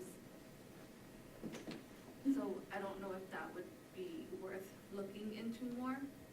That's just what I'm thinking, but Right. depends what the rest of the board thinks. I get it would be equal by moving bodies Mhm. of the students, but what we provide to the students as far as classes and athletics. Right. It would be a challenge to make them truly equal, hence why they're in quotes. And much like the realization you came to in the committee, I don't see any possibility of us passing a referendum to build I wouldn't even want to ask for it, to build one high school. Again, that number was, obviously hugely broad, 50 to 100 million. It's gonna be somewhere in there, but, if, And buying houses up. Yeah. How, unless you wanna try it at East again, we're Well, trying to. and yeah, that's actually what I was just gonna say. I would like to see more information, in my opinion, from what I've seen here and heard and, from a lot of different stakeholders, the 9 through 12 on one campus, is that not the ideal scenario? I mean, if we were to start this from scratch and begin building schools, is there any reason we wouldn't want 9 through 12 on one campus? I don't know. The Not sheer that I can size? think of. The sheer size of number of students, the number of classrooms you need to get the. Well, but everything we're talking about scales what we're after, Mhm. right? Yeah. I think the only negative probably would be is if you think there's quite an advantage of having ninth graders stay with, so to speak, eighth graders. Mhm. But, yeah, I think there would be a lot of advantages to that, other than the fact that we would have to pass a huge referendum and then sell a building where we would not get back what we spent on the huge referendum. Well, yeah, I mean, I think possibly for the last part, in terms of what we have to sell or not sell, I think that's all TBD, right? Well, if we moved all of the high school students 9 through 12 in one of the high schools, then we'd either have an empty high school that we have to sell, or we'd have to move our middle school students into that high school, and then we'd have a middle school to sell, Or two. or two. Well, there you go, maybe you can sell 2 middle schools and then. Make it a 2 for sale? Yeah, well, We already had interest in one, so. Yeah, yeah. well, I mean, I use John Muir as an example because that is a location that is good, not just for a school. That would be a very popular location, but I don't think we would get enough to, there's your charge. Find a buyer for John Muir equal to the cost of what it would be to make a 1 high school, and then we don't even have to go to a referendum. Right. We can make the taxpayers very happy. We sell John Muir for $100 million. I just think that given the magnitude of this, regardless of what option is selected or not selected, if we're serious about doing this, it appears we are. 9 through 12 on one campus, I think, needs to be explored, and the details behind that, the financial details behind that, need to be explored along with all of the different operational, I think, you know, I don't want to get into all of them, but think about busing. If all of a sudden you have one campus for high school, there's a lot of stuff that falls off the table that we have to do. So when I think of closing a building or not utilizing a building, that it can hurt us in the short term, but long term, there's a ton of savings that we can get from that. Okay, so some things that we'd want to know about the East Campus. Is there, I think I know a couple answers, but are there gonna be some environmental restrictions on whether it's an addition to the building, addition to parking lots, because of the condition of the soil and how we have those drainage areas set up? To me, because of the way the traffic pattern is at that school in one path around, the parking for the athletic facilities in the back are crazy. So that would definitely need to be addressed, and if that means we just can move a bunch of rock and knock down more trees to make a parking lot, okay. Does that building have any capability of having a second level on any parts of its structure? Building up is cheaper than going out if it's ready to do so.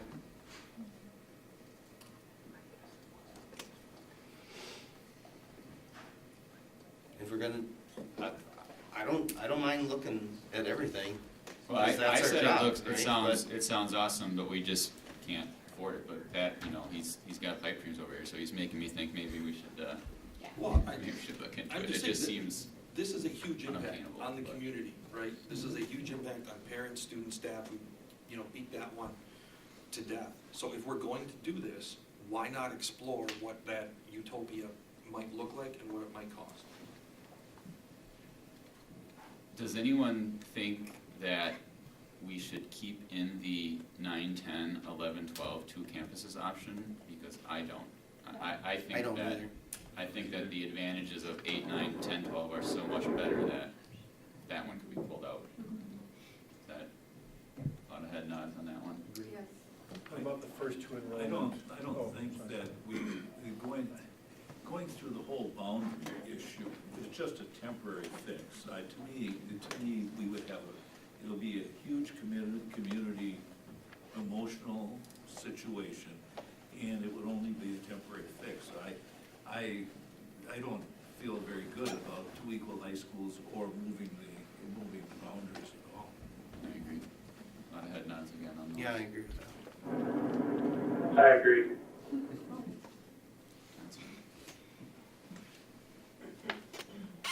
So we're interested in 8, 9, 10, 12, or a single 9, 12 high school. If we were to make East our single high school, would we possibly be able to sell West? Or is it, I have no idea what you do with that thing. More people are moving to Yeah. the west side, that could possibly be a development, a housing development, or houses. Yeah, I don't know. I've talked to a realtor. All right. Let us do a little background work on those. And we'll see if we can bring anything that gets us any more direction. Bob, thoughts on this? You've been involved in this. Sure, The real estate is probably more valuable than the buildings in many of these cases, right? Like you mentioned, Yeah. Mir, the property at Mir is valuable. How valuable? Not as valuable as the building, No. property, obviously, but that's what the market would fetch. I think it'd be a stretch if you were gonna sell that real estate for $8 million, Right. right? You can't build a high school for that.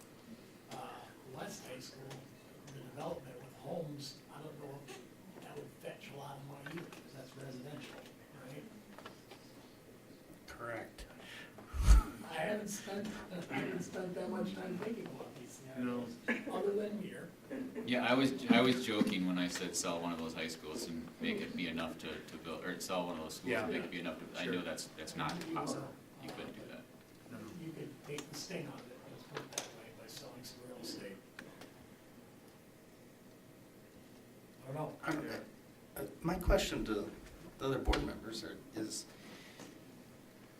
part of the reason to look at consolidating elementary schools is reduce the operational costs, because we haven't had a increase in per pupil funding from the state, and we have ESSER money, right? And that stuff's gonna go away, and we've already brought up that that's gonna create issues in the next few years. And so by changing the structure and finding efficiencies really across the board, which Bob and his team, I would assume, will continually do to try to fix that, is that really the biggest, right? And is that the biggest issue, but how is that hinged to the student experience? I think when you say biggest issue, it depends on who you ask, because what I don't think we should say is that the only reason we're looking at consolidation is financial. It's a reason. It is, But right, it's, and but that's, it's not the only reason. We're looking at how are they tied together? advantages we can create, even putting the money aside in right-sizing schools. You know, some of the opportunities that we can create and the better services that we can provide. And I guess in a roundabout way, you get back to money eventually. Efficiencies allow you to create better services, but, you know, it's more fun to talk about it as what things will improve with those changes, as opposed to, oh, we gotta do it because our enrollment's down and our funding's down, which is true, but it's not the only reason. Absolutely not. I have just, as we're talking about this, we've also talked about some curriculum things and those sorts of things in the past. And I thought, for example, the charter school might be a really brilliant idea. And we've talked about academies, some of those sorts of things, and I'm not sure how those fit into the pictures that we've got presented right now. We aren't either. Those are just some concepts that we've talked about. Again, at this point, you know, we're still really high level here, right? Even the measurable outcomes are in the ballpark. We're just not sure what seat we're in yet, or even if, we might even get on the field, we don't know. But so yeah, we don't know what that might look like. But it was actually it was Bob's genius idea when we were talking about capacity of the schools. He's like, well, what if we keep the auto students over there? You know, and then we started talking about it. It's got some merit. So, Keith, the other item that I think we should make note of, and I know that there's been feedback in a lot of the different venues, is, and you mentioned it a few weeks ago when I said, you know, there are experiences today that people really like. mm-hmm. So what, and you called it, we don't want to do any harm. We need a list of what do we not want to harm. Yeah, I'm not sure how to create that. Because I guess we could certainly ask, right? Hey, what's really valuable to you right now? I wonder at what level, so if we have, you know, if we ask, say, 8,000 kids or whatever number of parents, and we get, you know, how many different, a long laundry list of these are all the things that are important to me. You know, if it's 1,000 people, that says something. What if it's one, right? Where do we draw a line? And maybe there's natural delineation. We could certainly ask the question. I'm not sure exactly what the question would be. To your point earlier, we'd have to ask the right question. But Well, but that's kind of a foundational piece of information when we're talking about improving experience. You have to know what you're improving from. Because I'm sure there's things that the staff really enjoy about wherever they're at today. And I'm sure there's things that they would like changed, but what are those concepts, items, structure, people, facility things that they like? What is keeping them here? Same for parents, same for students. Why haven't you gone somewhere else? Oh, well, I really like these 3 things.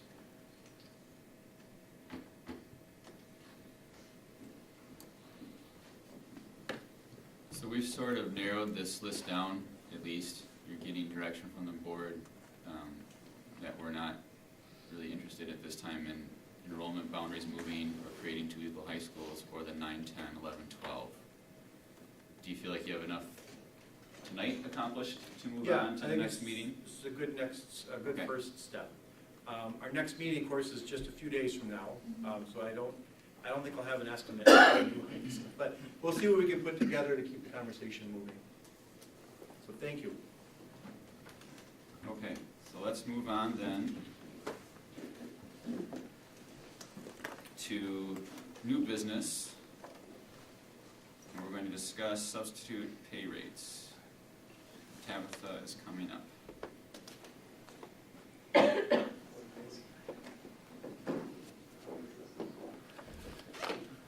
Good evening. We have talked in the past about substitute rates, and I'm back. Because when we approved the rates that we moved to at the start of the school year, it was based on survey data that I had recently gathered not long before we had that conversation. I recently became aware that subsequent to that conversation and approval, several districts in our region increased their substitute pay rates. When we spoke last, we were essentially like the 2nd highest paying district for our daily sub rate. We are now the 2nd to the lowest paying district for our daily sub rate. And as such, we are seeing some impact in terms of our substitute availability and willingness to work in our district when they can go to a neighboring district and make a number of dollars more per hour. As such, to try to help with our unfilled positions from a substitute standpoint and get more people back into our district as a district of choice for that opportunity, I am asking for the daily rate to be adjusted to $140 per day. And I am also asking for approval to add $25 per day as an add-on stipend for those substitutes that accept our float sub positions. For those of you who may not know, a float sub is a position that we have that guarantees that they'll be available to work every day for us. They get their assignment for which building they're going to go to the morning of. They get contacted by Jennifer Holcomb in the Human Resources Office, and they find out what assignment they've been given, and they go willingly to do just about anything that we send them to do. So it is definitely a very flexible position, and we depend on the flexibility of those filling that role. So that's essentially the ask that I have for you tonight, and I'm hoping for approval so that we could make this change right after the start of the new year. We would begin the pay rate change as of the first payroll cycle after January 1st, which is, I believe, Thursday, January 5th, would be the first day that the new rates would be able to go into effect. Questions from board members? Where are we today? We're at $130 per day. And where is our competition? DC Everest is at 136, Stevens Point is at 140. They have some that are at 130, but 140 is like retirees and those that have experience with the district, which is a good portion of our substitute population. We have one district that's paying 125. There's one other district paying 130 like us, and everybody else is in that mid-130s, and there are 3 districts in the data that I had that were paying 140 per day. And just so everybody understands, the implications of not filling those substitute positions on a daily basis is a direct impact to the students of that class that is then vacant. And I know that all kinds of wonderful things happen to cover, For but sure. it's a challenge, it's a struggle. I've heard the stories. Yeah, and I would say that direct impact, the most direct impact is on the students, obviously. Right. Not far behind that is the impact that's left on the staff members that are scrambling in the buildings to make those carriage assignments happen. We won't eliminate the need to do that with an increase to our rates, but I do think when Jen is contacting subs and hears, well, if I get an opportunity to go to this neighboring district, I'm gonna go there over here because I'm making $5, $10 more per day. Over the course of 175 or 180 days in a year, $5 or $10 a day adds up. And our rates, quite frankly, they probably needed to go up, and I look at how far they've come all across the state over the past 5 or 6 years. They've risen significantly, probably appropriately so, given the task that substitute teachers have every day when they come to work. Everest is 136, you said? They are. I would recommend 145. I agree. It's exactly what I was thinking, because I won't want to be doing this again. I want to give you some. We'll be doing it again, it's just how often do we want to do it? That was the next question. How long you thought maybe it would last, but. I think in the end, my recommendation to match the highest pay rate in this region was related to budget. Because right now, we're getting by because we have a lot of unfilled positions. That said, as you know, and as we talked about, it's taking a toll in lots of ways. There's a part of me that says we can't afford to continue to increase it, and there's a bigger part of me that says we can't afford not to. And so that's the dilemma that I think we are facing. If you all want to go to 145, I'm certainly not gonna say no. It will have a bigger impact on our budget than the 140 change. The one question I would have for that is, if we go to 140, we're quote unquote tied for the highest. If we go to 145, does that cause 4 other schools to go to 145 as well, so we're still just tied for the highest? We're in the same position, 3 months from now, we're in the same position. That is oftentimes what happens. Because similar conversations in other districts are gonna happen like I'm having with you now, so. Is there, or are there certain positions that are so much harder to fill than others that it would be worth it to explore a varying rate, or is it pretty consistent? I would say special education is the position that almost always is unfilled, more so than any of the others. So And I wouldn't ask you to propose that now unless you're ready for it there, now, but I'm wondering if there are certain positions that are so much harder to fill, and it's kind of always that way, that maybe some positions should be paid more than others. If you're asking me that right now anecdotally, I would say special education because it is the position that is most unfilled out of all of our positions that we need substitutes for. And where my brain is going is, we're talking about making sure that there are qualified people in front of our students on a daily basis. The mission is to advance student learning, achievement, and success. If we get into a budget issue, I would much rather have that brought to us and say, look, we have to think about cutting A, B, or C, instead of, I don't want to say skimping, but running the risk of not having people in front of our kids. That's why we're here. So if we gotta cut somewhere else, I would much rather have that conversation than say, oh, well, we're just gonna limp along, and if we don't have subs on any given day, we don't. And I know that that's not what's happening, but. Yeah, and I agree with that, and I don't object to 145 instead of 140. My only question is, does it accomplish anything? Because it doesn't accomplish anything if 4 other districts just say, okay, well, we're gonna go to 145 too. So then we're in the exact same position if we stay 140 and they stay 140. I'm confused. We're already talking about a 165 for the float people. Where does that fit into this whole equation? Because we're talking about special ed maybe being at a different rate and whatever. So just, can you give us a picture of that? So the proposal that I brought to you were 2 rates. 140 for our daily rate subs, So anybody who comes in to sub in any position for a one-day agreement would get $140 a day. Instead of currently, they get $130. Okay, so it's $10 a day increase.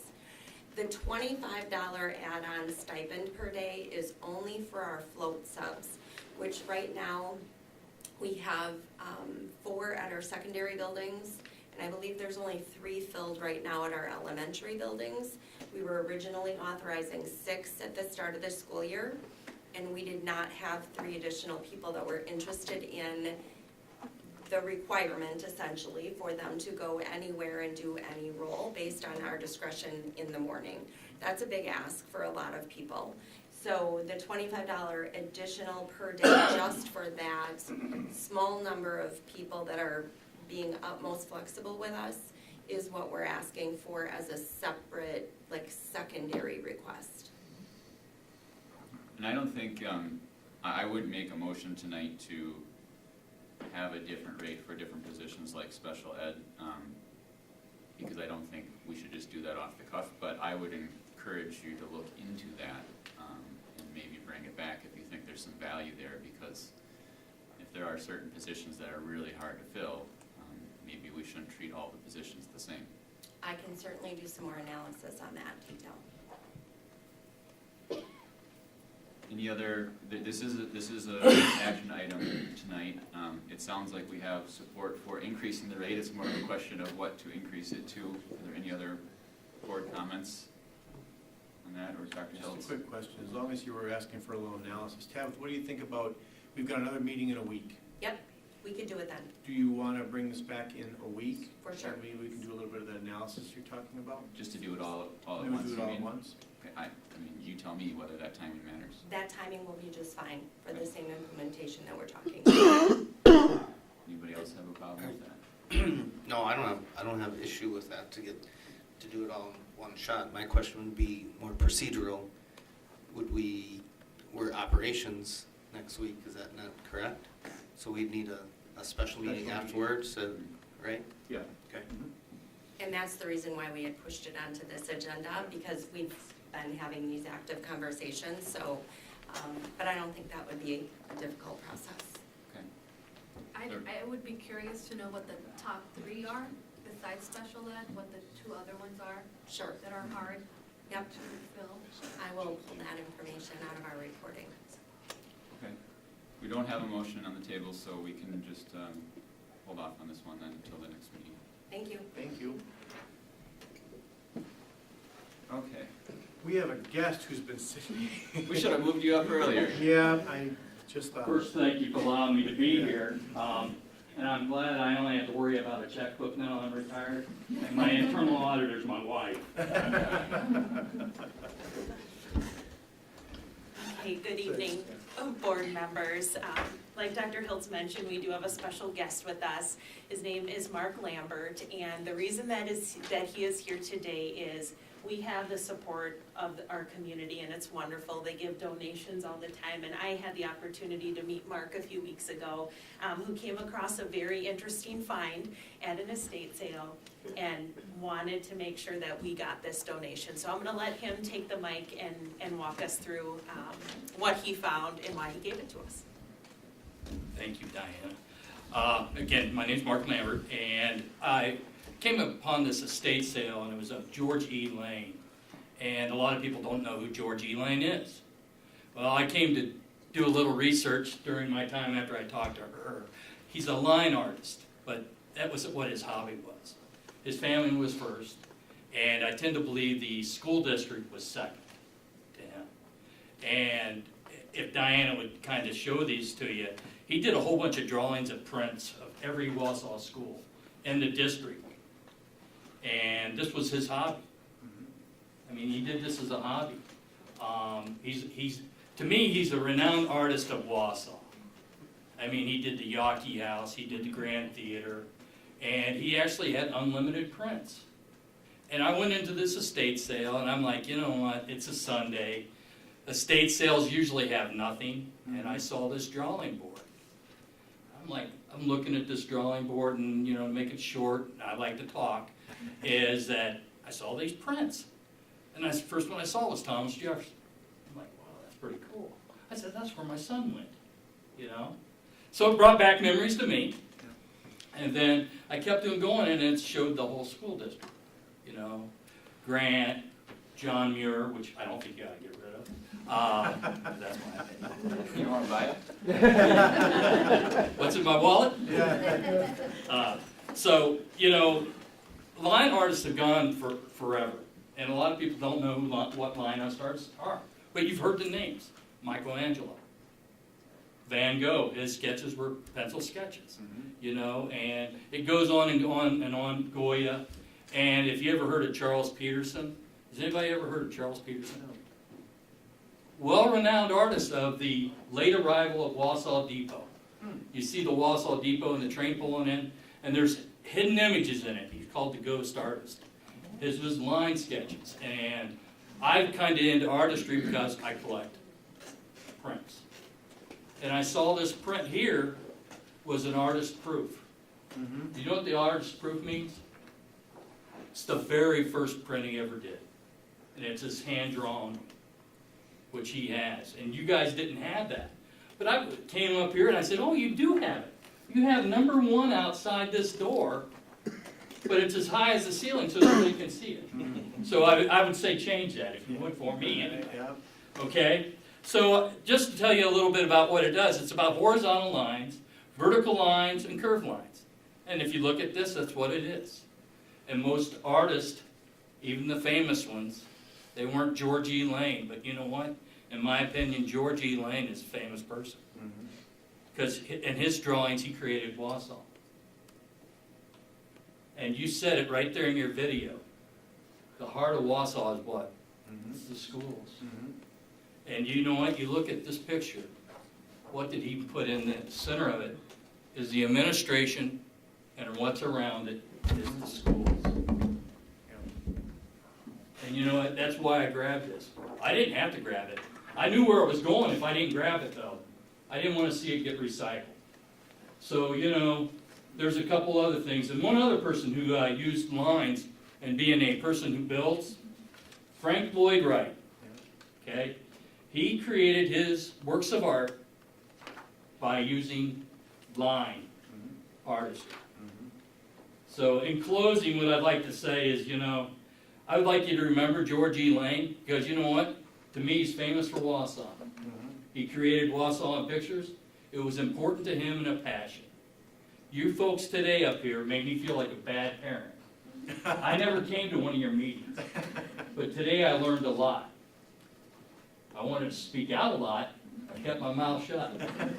But you know what? It's through you folks that create great schools, along with our faculty, our substitutes, our teachers, our administrators, and we can't also, you know what? You need the help of parents. Okay? And today, you know, in closing, I see that. And the last thing I like to say is, you know, I like to give 2 shout-outs to Diane Eater and Rhonda Allen. They made my child, Jacob Lambert, a success story. And, you know, he wants to be a psychiatrist for the military. And I think he's going to get there. And it all started at Wausau West School District Schools. And Merry Christmas. Thank you very much. We are excited to get these on display in our schools, and we're gracious to you, Mark, for this wonderful donation. I appreciate it. And you know what? I hope you enjoy them. You know what? Keep doing the good work. I'll keep checking on you now. I know you. That's right, yeah. Thanks again. Thank you so much. Thank you. Thank you very much.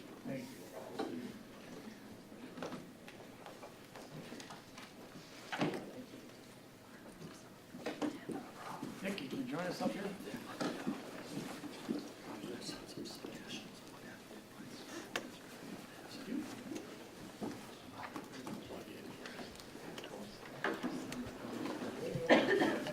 Thank you.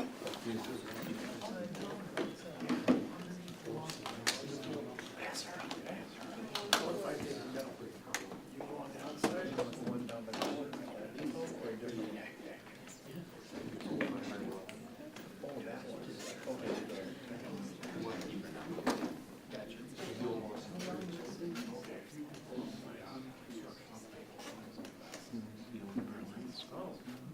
school. It's a great spot.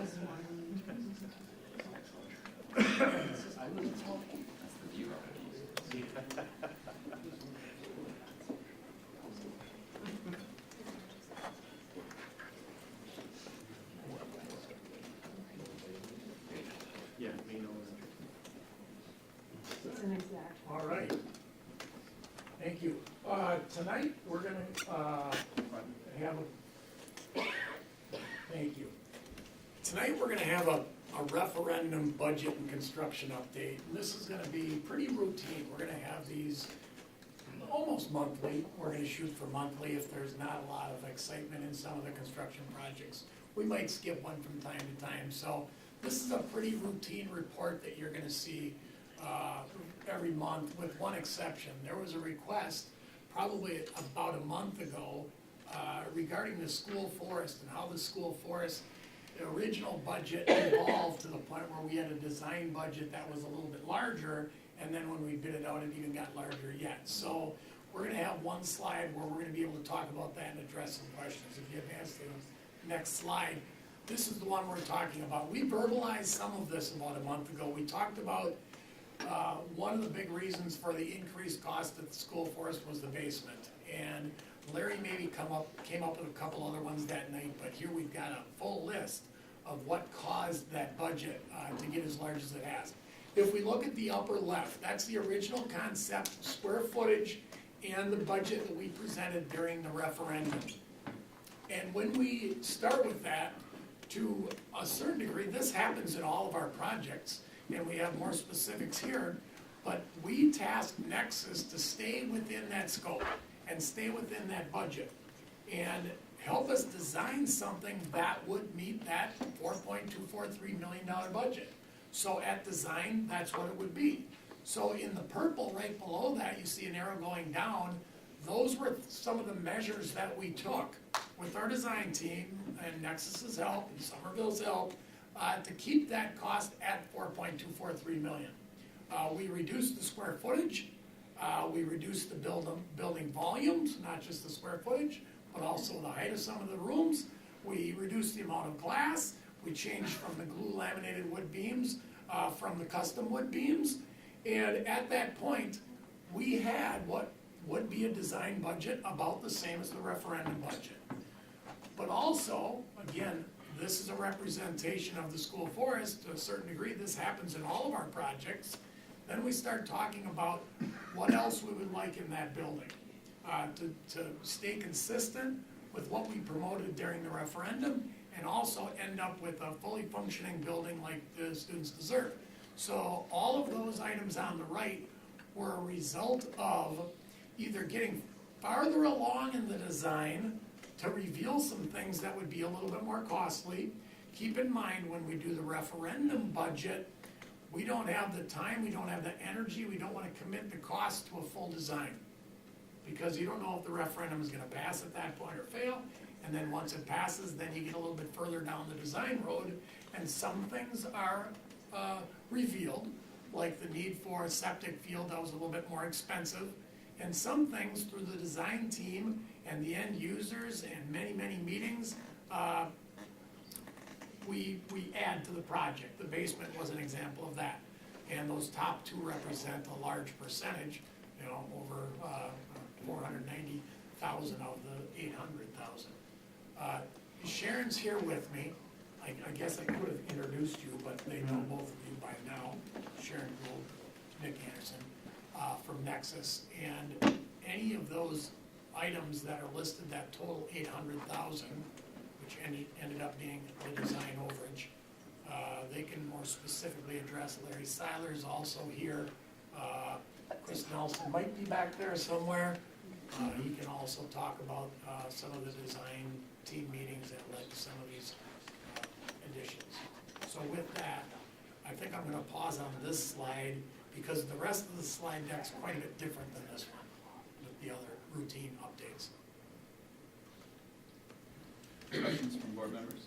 I think I was the one that asked for this, Bob, and it was sold at that time. The increase was due to end user requests. But when I look at this, I don't see a relocation of a septic field is something that Chris or his friends would have come up with, or utility relocations, or a new generator, or asphalt replacement allowance. Those, to me, seem like big ticket items that should have been obvious in the 4.2 million. What am I missing there? Not necessarily the end users, but the design process that end users were included in. So you're right, utility relocation and relocation of septic field, the end user might not feel that strongly about that, but it was an element of the design team meetings that included the end users. So that would be an example, the relocation of septic. If we didn't have to do that, I think Chris Nelson would have been great with that. How did we During the not, so design. in that example though, how did we not get that in the 4.2 million? That's what I'm really questioning We talked about any that earlier. of these. Yeah, so I just want to address the septic fields. So when design gets started, we come in when the referendum is developed. It's at I always like to say it's at the 10,000 foot view. And so when design started, we're starting to incur money for design to dig in and find out those details and whittle it down into the final design. So with the septic field, what specifically happened there is when we did the site survey, which is step one of every single design project that we do, what they do is identify the, what's on the site, utility locations, the septic field locations and things like that. So once we take that, we work with, we're paying a civil engineer, we're paying for the surveyors to go forward. Once we understand that more technical, more specific information, what happens next is we actually site the building. We locate the building where it has the best impact. And part of the septic field was within the floodplains of the Wisconsin River that's up there. So we started to have to react to what information was coming back from the data testing that we're collecting to be able to site the building properly. So with that being said, we were not allowed to modify the septic field based on DNR rules and things like that. So we had to make some, essentially hard decisions on where to locate the building within the existing field. So there's a domino effect that comes off of that. So we corrected what we were required to correct. So that the whole site works together. So it was a fairly complicated site. And when we're in design, we learn all those details. But up front, during the development, we could have paid for the surveys to get all that information. But it's like there's a lot of cost that goes for it, to have. I think that survey was about $7,500 to identify that information. And to do that for every site that we're in throughout the district does add up before the referendum would pass. So it's kind of a balance between the referendum steps moving forward, the risk, the money that's being put forth for a referendum that might or might not pass, versus once you have that stability there, the risk is lower to be able to spend that money to get that additional detail that we need to move forward. Is Nexus responsible for any of the overage, or does that all fall on the district? Well, that's, I guess as far as, I'm just still focusing on the septic field itself, but that's part of the project cost. So as far as it is the project cost that we're presenting here. I think it's a project cost, but as part of the project cost is a little bit higher than the 504. You'll see it on the last slide because once we bid it, it got higher than that. It stayed within 10%. But one thing we need to keep in mind, Nexus presented a number quite a while back of $4.243 million for the school forest. And Nexus worked hard to bring us an initial design that would hit that budget by doing the things in purple. And then, just like every other project, and there's give and there's take, and there are things that we want in the building, and there are things that we must have in the building. The septic field is an example of that.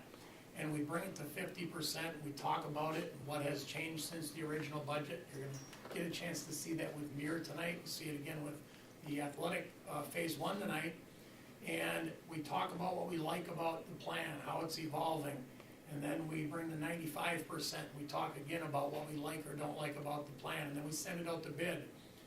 And at that point, Nexus has really done their job working with us to develop a 95% plan that, in this case, we knew was going to be a little bit more expensive, $800,000. I'm sorry to interrupt you, but to Pat's question, what I heard you saying, Sharon, was the reason that we had to make those changes to the septic field, because once we did the survey and the perk tests, then the DNR comes in and says, now you gotta move that, correct? So that's something you wouldn't have known before the survey and the perk tests were done, am I right? Not likely, no.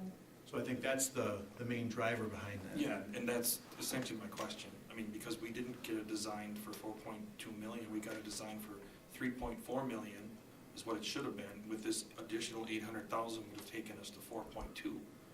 But we already started at the budget. We didn't take into account potential issues like this, so now we're at 19% over original. But Pat, if you look, so the basement, we originally were going to use the Bannerman basement for inclement weather. In more recent conversations during the design phase, we determined that it may not be adequate, so that was our call. The patio, the amphitheater, the radiant heating, those were all from users. Those are things we thought we should add that we weren't originally having in the plan because of the quality of the experience we want the kids to have. So that was on us. And maybe to address the generator, is the generator is large or larger than what was out there to handle a lot more of the load. So if there's like a snowstorm in the middle of winter that takes out power, the generator is big enough to handle a much larger portion of that building to be a safe space during a snowstorm. So that was just like a great I'm not saying it's a great safety, it's just important to make sure that those kids are safe out there. So there's a lot of safety items that we're listening to and incorporating to make sure that, you know, safety is a critical piece of a successful building on the site.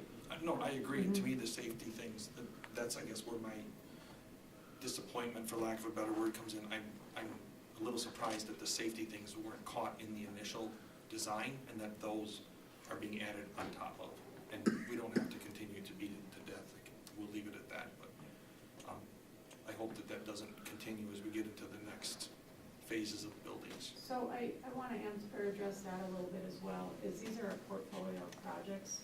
And in the end, you know, there's give and take on a lot of these different buildings. And I have a specific client I just finished working with in a different district. And he was quoting that there's a lot of, you know, these first couple of projects until you get the feel and the rhythm going, but we still have a lot of future projects that are coming in that are large. So when you look at this total budget, it factors into the total budget of the total contract. And so we'll get into it later when we go into John Muir a little bit. You know, that purple box shows the efforts that we make up front. And we do have the opportunity, and we'll present that at John Muir on areas that we're taking to help make sure that, you know, everything, that portfolio comes into the positive. And if we're able to do that as a team, and I don't want to offer this up too soon, but there might be opportunities at the end of the project to reinvest that back into the school district to help come up with, you know, other needs that need to be addressed. And we are pretty good at doing that as well. And I have, you know, other references that I can share with how that works, if you're interested. No, it goes back to the conversation we had last time. I think Jim or John mentioned it, that if you start out 19% over on one, is it gonna be a snowball effect down the road? We hope not, we know not, for a couple of reasons, including your suggestion, I believe it was yours from a month ago, that at 95%, we're gonna get a little bit better chance to offer you a chance to approve not only the 95% design, but the 95% budget that goes along with it, where we'll be able to catch some of those things before we even take them to bid. If we need to go back and redesign some things, that's the time to do it instead of after bid. And so we've got some procedures in place, and on the way to 120 million, we are still pretty early in this process, so we do have a couple of big projects where we can take advantage of that procedure. So it's a good change. We're gonna make that change every time you see 95%, you're gonna see a number that comes along with it. Yeah, I think that was one of my concerns as well, is because, you know, we've got Riverview South and Statine came in right on budget, Riverview and School Forest over budget. And it's nothing to panic, it's covered by the interest, we still even have more interest after that. But my worry is that if 2 of our first 4 over budget, then are we gonna have to go way under budget for our later projects? Because we only have a certain amount we can spend, so we have this amount we're authorized by the taxpayers, and that's all we can spend. So that would be my worry, is I wouldn't wanna get to a point where we're having to sort of unfairly, I'll say, cut later projects just because they happen to be in year 2 instead of year 1. Lance, I mean, I appreciate your comments, and I've been involved in quite a few of these projects throughout my career. And I kind of compare it to talking to your financial advisor, you know, put your money in there and let it grow. Don't walk in too close. Now, I understand this is everybody else's money. But generally, as Sharon was alluding to, there is some up and down as we go through this, and it gets a little scary right in the beginning. But we have confidence that we're gonna be able to come back right where we So need to you be think we're as we gonna go see it forward. down? What's that? Do you think we'll see it down?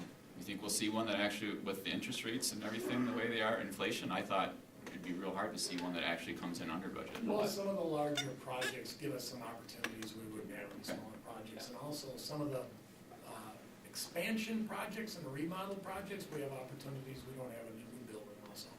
We're hoping to see some downs. Yes, I do. Okay. We'll watch it real closely. We won't totally ignore it like a financial advisor might say, but we're gonna watch it. Every month, we're gonna look at it. Next slide. So now we start talking about some of the excitement that's happening in some of our active sites. So I'm gonna really turn this one over to Nick more than anything, and Sharon's gonna go through the deck.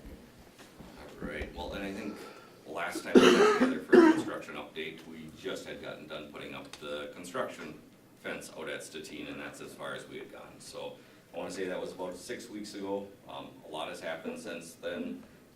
In essence, the time, I'll go pretty quick through these items. If you have anything that you would like me to expand on, please feel free. So starting off with Statine Elementary, the existing vestibule has been removed. Temporary construction enclosures, site fencing has all been placed. If anybody's driven by there, it's obviously a construction site at this time. Footing and foundation excavation has been complete.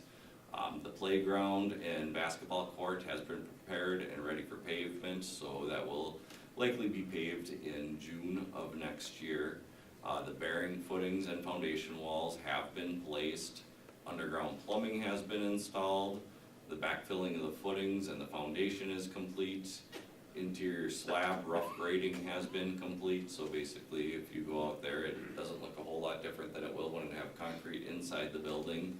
And the above ground masonry started last week as well, so we've got MEP up there, which stands for mechanical, electrical, and plumbing rough-ins taking place. So that's where we are sitting right now. If you wanna go to the next slide, there's some photos of that progress that has taken place. The most recent photo on here would be early last week, so there's actually been progress since here, and walls are coming up above the ground as we speak. Hollow metal door frames are gonna start getting installed as they continue with their masonry work, and bar joists and roof deck are to be installed. As of right now, that's scheduled to come in the later part of January, so kind of depending on when we meet next, that'll either be installed or very close to be installed. Moving on to South Mountain Elementary School, the vestibules have been removed on both of the additions. Temporary construction, egress, enclosures, and site fencing has been placed.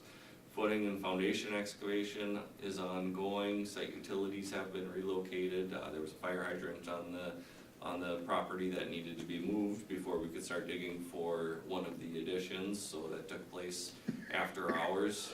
Shut down water to the entire school, so we had to make sure that took place after school hours, so it didn't disrupt the building. And bearing footings and foundation walls are being installed currently, and they're making great progress out there. It's probably eventually going to catch up to Statine. If you want to go to the next slide, they can see some pictures of the progress there. It's obviously a construction site. You can kind of see where that plywood is on the door. That is where one of your vestibules did exist. You can see in the bottom of the picture that's brand new fresh concrete, hasn't even been trawled yet there, so you can see a lot was going on. They were continuing to pour the footings right up against the building when that picture was taken. So coming up next on there, underground plumbing will be taking place. The backfill of the footings and foundation, which is already ongoing starting today. Interior slab roughing, rough grading, will be completed, so it's a nice flat working surface in there. Above ground masonry, MEP roughing will start taking place. Ceiling removal in the existing building will take place, so over winter break, some of the mechanical, plumbing, and electrical tie-ins need to happen. So what we're gonna do is remove the acoustic ceilings in the corridors, and in doing so, we'll be suspending all light fixtures and HVAC, fire alarm, etc. through there. So we're gonna take care of that over winter break, and then that'll allow contractors to continue to work on that throughout the year while the additions are being built at the same time. Go to the next one, which I believe is Riverview. Riverview Elementary, the temporary construction, egress enclosures and site fencing is placed. I guess one thing I didn't elaborate on too much on it, South Mountain, we do always meet with the building code official and the fire marshals for the area. And there were 2 temporary egresses that needed to be put into the building, one of them. So basically, we removed a portion of the wall. We put in a door with a panic hardware and panic door, because by removing those vestibules, we took away a path of egress, so I don't know if there's a good picture of that. No, you can't see that in those. I can certainly bring a picture next time. One of them comes through a classroom, one of them came through a storage closet. So each wing has a door. If you drive by and wonder what that is, it's gonna could be put back together at the end of the project, just so you know. So that's when I was, and Riverview Elementary, fortunately, we did not have to cut in a temporary door, but the existing vestibule has been blocked off. There really wasn't a vestibule to remove. In this case, we're building right up to where the door opening was, but it's been blocked off. We've got the site fencing in place. Footing and foundation excavation has been completed. If you guys remember, folks remember, that was a smaller excavation, so rather than digging out the trenches like you saw in some of those other pictures, they actually remove, you can go to the picture here, I can go off of my slides here. You can see that wide open, basically looks like they're digging a basement there, but they take all the earth out of that area. So that's been done. Footings and foundations are actually being installed.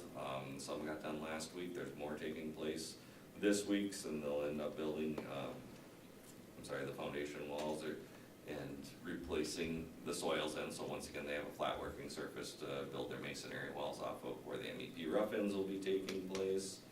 And then there was some exterior sidewalk work that needed to happen.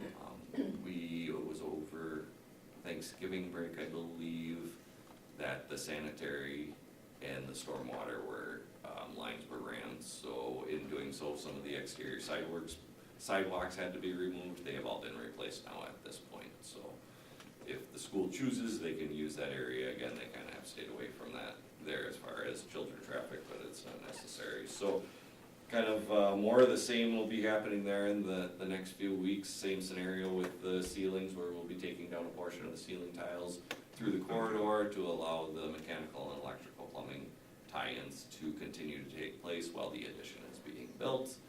And then we can go on to the School Forest Environmental Learning Center update. So for those of you that were able to come out there last week, you likely noticed that the existing lodge has been demolished and removed.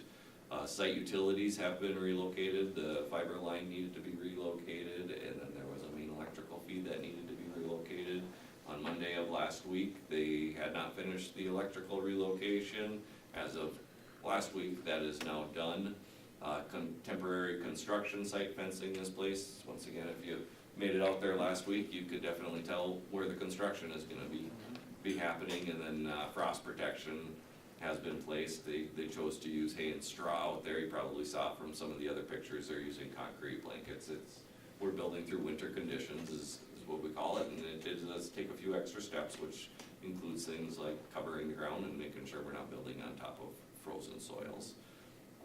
And then the groundbreaking ceremony was held, and I think we've got a couple pictures we can share there. So the intent is to start excavating for the new building over winter break, and from there it'll be similar steps you're seeing, where we'll have excavations, footing, foundations. One of the differences of the school forest is there's structural masonry, as there is in the other classroom additions that we're currently doing, so it will look a little bit different as it's going up. Kind of the recipe is the same, where we're gonna start at the bottom and work our way up, so we'll continue to provide updates. If anybody has specific constructions questions, feel free to reach out to me. We had the groundbreaking that we touched on, and then just checked in on the sites. We had, I think, 28 field employees working today, and I would imagine those numbers will hold true for another couple of weeks, and then with the excavation taking place out at the school forest, that number is just gonna grow and get bigger probably all the way until next fall. So we'll pause there, if you have any questions on the construction update, before I take that last slide. Can I make one really cool note? At the groundbreaking, we had every one of the previous school forest directors, including the person who started it back in 1956. Right? So we had all 4 of the previous directors. They all had long tenures. It was a great event. So that's the picture on the right there. Yep. Jerry Meany is buffalo plaid and the fellow next to him. Any questions from Nick on the construction update? This slide you've seen before. So the gray numbers will be original budgets, and if nothing has been done with the new design budget, they'll stay gray. And if they haven't been bid out, they'll also stay gray or green in some cases. The light green is a change that we made to West High School. The original budget was increased by $500,000. It's not the other color green because it's not quite the design budget yet. We just knew it was gonna add about $500,000 at West to prepare that southwest corner for a third, or second for sure, third floor, if we ever had to add on. Other than that, you're gonna see this develop. More stuff will become green. That'll be the design budget, and then we'll fill in the dates that we bid it out, and then more will become the gold color, I guess. The bottom right corner, we probably will keep some attention on. We're under budget right now by about $2 million if we include the $4.2 million in projected interest earnings. So we are staying within budget at this point.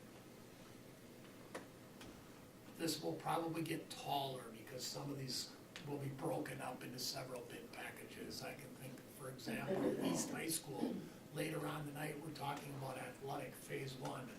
There's nothing athletic up there. East will be broken up into East Athletics and other. West will be broken up into West Athletics and other, but all the numbers will still reconcile. Questions on this report? That's the last of this agenda item. We want to share with you the 50% design at Mir and also the athletics. Move on? Okay, yep, you move on. Okay. Thank you, Nick. How about if I call Dr. Galligan up?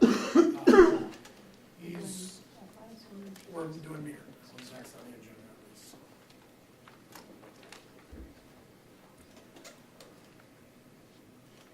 So this is the 50% design update for Mir. We'll do another one later on. And we want to talk a little bit about the meetings that we've held, the input we've had from different people, some of the cost controls that we've gone through to keep the scope and the budget within our original budget. So with that, how about if I turn it over to you, Sharon, or Patrick? All right. Well, hello again. So we'll just start going through the 50% design review and give you some highlights on what's changed and where we are today. So with that, like all of these meetings, I just want to show you the original referendum design concept. There's a couple things that I want to just point out here, as we do have 6 additions that are shown on this original concept. And so that was one of the options that we had to look forward to as we went through. And I'll get into more detail with the additions and how the scope changes throughout.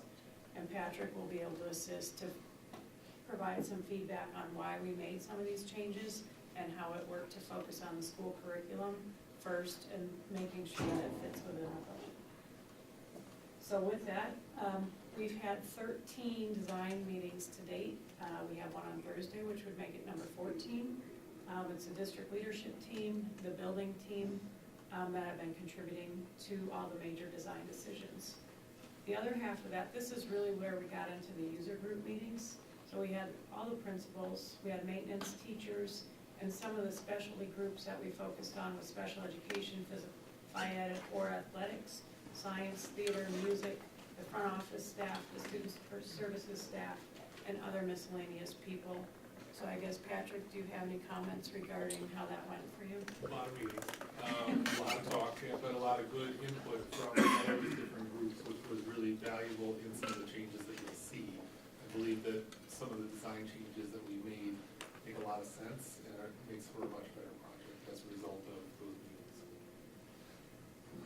So here I just want to walk you all around the site to see what's changed. So you can see here on this drawing, this is the current design. You see the orange are the new additions.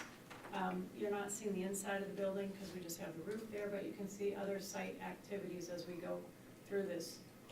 We did focus on the student pickup and drop-off, bus and car. We did focus the site work to react to the additions that are showing up on site. And there's other site maintenance like asphalt work, track work, things like that, that we did incorporate into the project. So I'm just gonna take you around the building in a little bit more detail. There's just so much going on here that, you know, these drawings might be a little bit small, but I just wanted to point out, we are maintaining the track. We haven't worked out all the details yet on that, but, you know, the asphalt, the finishes will be new. We did provide, what's interesting here is with the new bus pickup and drop off on the western side of the building, we were able to connect into 17th Street. And based on what the design team was giving us feedback for, is we did tie it into 14th Street as well. It is limited access, it's one way. We don't want cars driving through there in the middle of the day. So we did work with the city of Wausau to make sure that the street connections are viable. And then they are doing rework, I think, on 17th Street that's gonna incorporate pieces of this design. So that's been a really good community partnership. Other things, you can see some of the track items were relocated based on that cut through. It's not really a cut through because we're minimizing that. But the shot put discus, and we did move the gaga ball courts into a new location to be able to make sure that those are still available. We did remove the volleyball courts based on feedback from the group. There wasn't a lot of interest in maintaining them, and I think some of them were already eventually turning over to grass. So if you look in this part, oh, you can't see my arrow, but just above the big orange rectangle in the center of the screen is the multi-purpose addition, and you can see the new parking lot that we relayed out to make sure it fit around the new addition and, you know, provided good site access from the additions shown. So you can see here the multi-purpose, that's the location on the site, and then I'm gonna walk around the rest of the building and just give you a couple highlights of each different addition, what changed from the original drawing, the original referendum package to where we are today. And one thing I do wanna highlight is we did really focus on the square footage of the additions to make sure it was efficient. And also we combined what we could to help with mobilization and construction costs. So with that, I just want to go to the south end of the building. This addition that you can see probably best is the new locker room addition, and we did combine it with the fitness. So that was originally two additions. One was around the corner, and then we did modify the ADA access to the front of the building, so that's a good secondary ADA access to this building. You know, so we have two main ADA accesses, I don't know if that's the right word, factored in. So again, that lower parking lot does get us into the new locker rooms and to the pool. New fitness center will be a very, very good beneficial addition to the building. What you'll also see later on in the presentation is this also kind of updates the look of John Muir, makes it a little bit more modern. The front face across the building with some of the additions that you'll see. So skipping around to the back of the building, you'll see the tech ed addition and receiving, which is to the northwest on the slide. is now separate from the sixth grade house that's on the north addition part of the slide. The design team worked really hard to figure out the best way to lay out those additions and the most efficient square footage, use of the square footage. You can also see on the top of the slide, that's the new parent pickup and drop off. We were able to modify the parking a little bit to make that more efficient and, kind of clean up how the cars come in and out of that space with dropping the students off. And one of the savings that we were able to capitalize on is we did relocate some of the parking stalls to the pickup and drop off for the cars. But if you look at that group of trees in the middle on the eastern side of this slide, there was originally a parking lot that was supposed to go in there, and as a team, we decided that was superfluous to the, well, it was just extra parking that wouldn't be the most efficient, so we moved it around to make sure we were the best layout agreed by the team, and that's what we went with. So, anything you want to add regarding that? No, I think, Okay. So we kind of left the best for last. So we went around the building and you'll see this kind of interesting footprint of, it's actually the new front office, new sequence, and the music addition. So we moved the music classrooms and combined it. So we took the opportunity to really increase the front look of the building. I'll show you what a rendering looks like shortly, but we did relay out the front entrance, the parking into the building, and we are doing the maintenance to the parking lot right to the east. So with that, this is the current rendering that the architect put together. Moving those music rooms to the front, the new sequence and the new addition just really pops, and it changes the look of how that will feel from the street. so to the left, you can see the new front entrance, more secure entry that leads right into the main office structure, so we can make sure we know who's coming into the building in a far better way than we do currently. Then in the centerpiece of the picture, you see the new choir space. To the right would be the new orchestra room, and then further around the corner would be the new band area. All brand new spaces for these programs. And as a team, this is what we came together with. And this also does include city feedback from the city of Wausau on what, we did have to tweak a few materials and things like that, but we were able to get feedback from the city, and they do appreciate what we're doing. So with that, I would like to go inside the building a little bit and walk you through what's changing here. So how this slide is set up is we have the order of the slides as we go through. We're going counterclockwise, starting from the front entrance, and I just want to highlight a couple areas. We did put a lot of effort into streamlining the additions, and then just to walk through, addition 1 is the main entry, and we just combined 1 and 2 because that's based on the views. The other half of that is the music wing. We did add a 6th grade addition on the 2nd floor, that's why it's not shown up. This is the 1st floor slide. We did addition number 4 is the tech ed and the receiving addition. Area 5 is the new multipurpose addition, and area 6, 7 is the locker room fitness. The areas shown in bluish purple are the areas of major renovation, and we'll highlight those as we go through. So with that, here's a blown up slide of the new addition for the front office, the secure front entry sequence, and the student services renovations. We spent many hours with the staff of both of those areas, with Patrick, Matthew, and Angela to get the proper feedback on what that would be. So I just want to point out, we do have a little smaller rendering of each area blown up on the slide as well. So you can see the front office view on how that's going to look in a little bit more detail in the main. And then you can also see that we're exploring maybe an art area on the front entrance just to be really inviting coming in. So we did incorporate the community room, the bridge room, and a few other spaces, support spaces in the front here. Currently, those spaces are located mostly with our student services, which now moves into the main office structure, which we think makes a lot of sense given some of the needs that are met by those students and families and working with the rest of our front office staff. So here's a blow-up of the music and auditorium, the music wing. Again, the addition is the brown color and the renovation is the purplish blue. You can see the layout of the 3 rooms. We did spend a lot of time working with the staff to make sure that their needs were met. We did go through the keyboard, guitar, and the guitar rooms. We added a green room for the stage, just to make sure we flattened out the floors. And one thing to highlight in this area, just cost savings wise, is the addition requires a big firewall between old and new. And we were able to streamline how the corridor works with this big firewall running through the middle. So it looks like and functions like a standard corridor. In the earlier referendum concepts, we had a little bit more corridor space, so we were able to cut some square footage out of the building to help streamline and be more efficient with the layouts.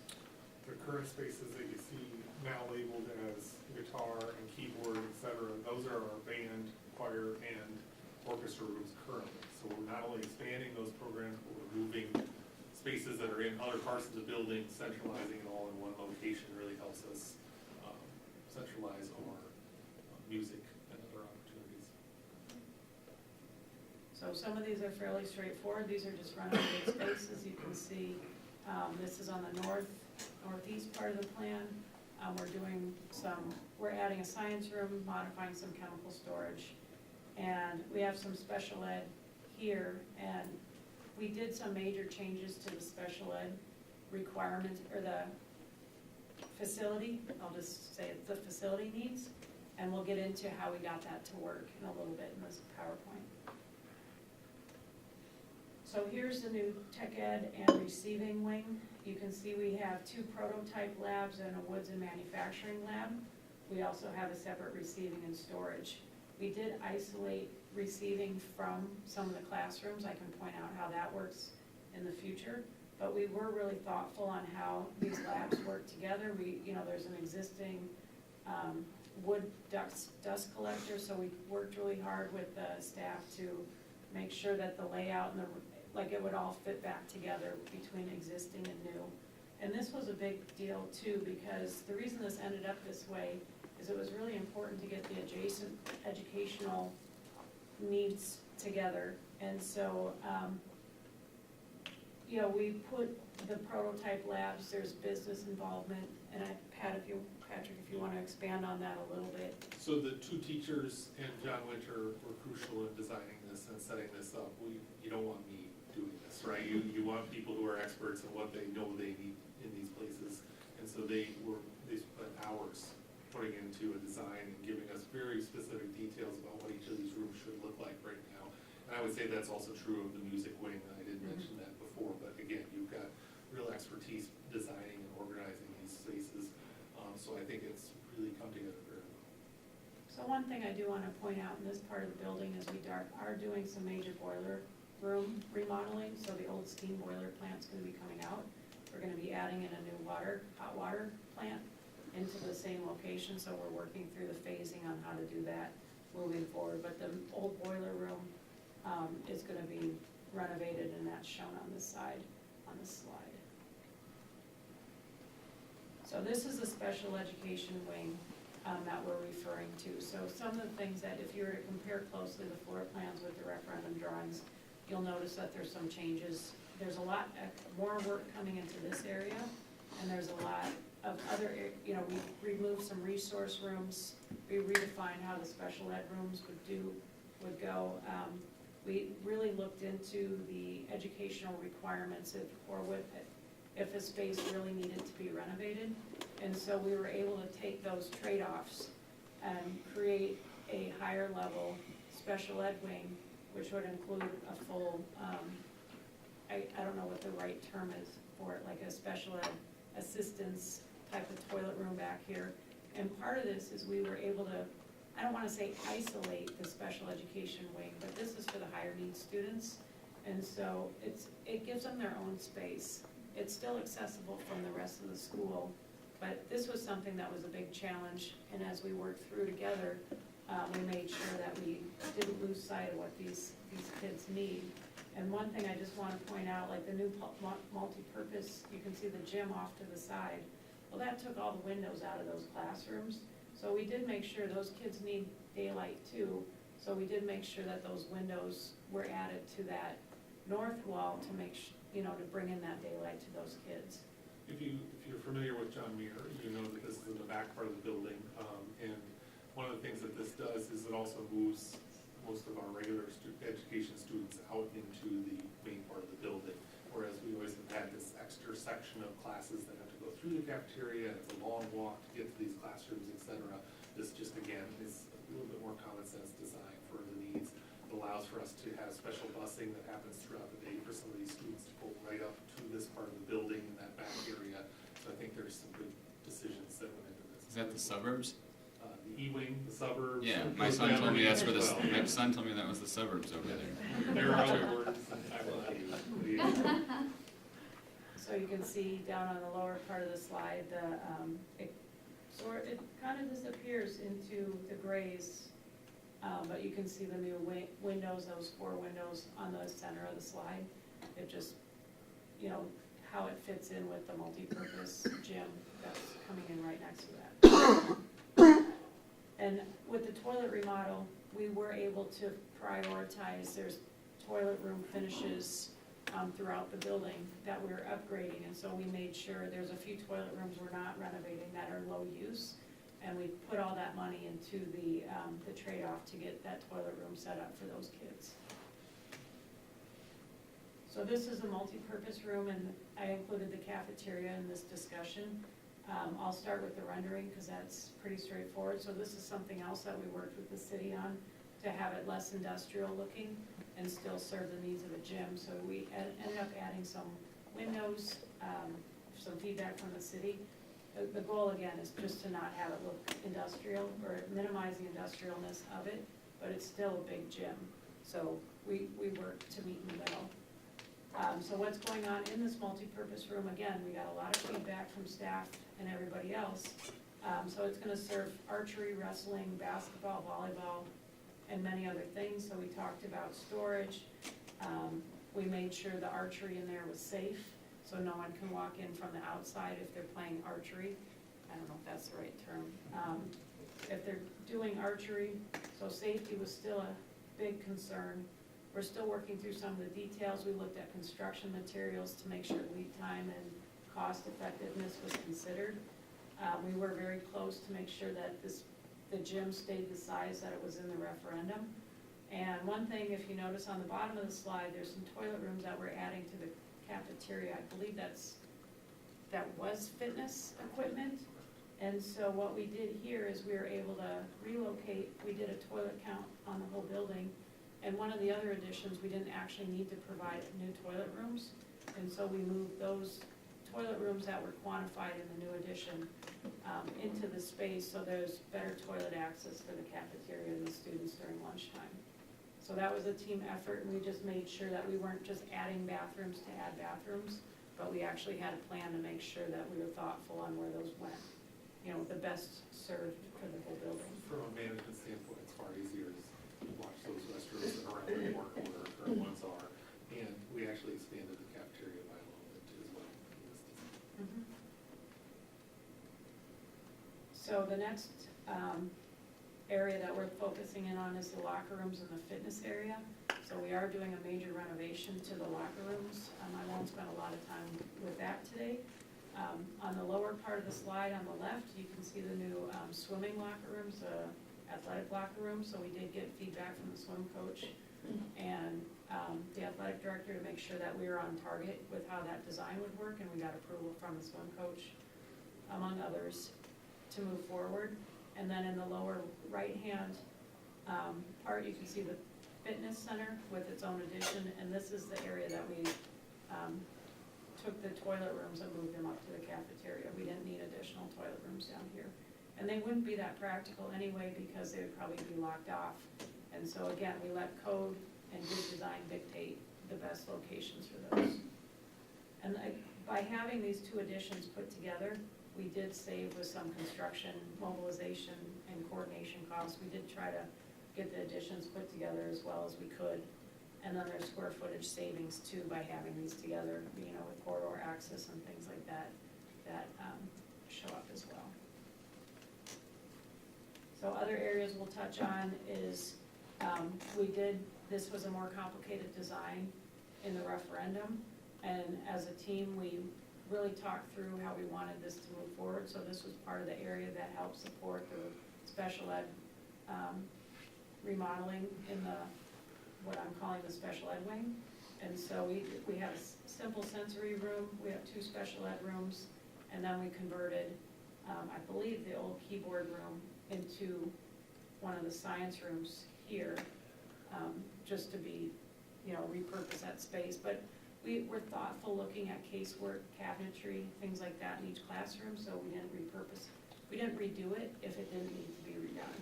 So we were really thoughtful about trying to save casework or cabinetry moving forward. Can you go back a slide, Bob? I'm sorry, I thought I saw on, is that a unisex locker? Yeah, that was a request.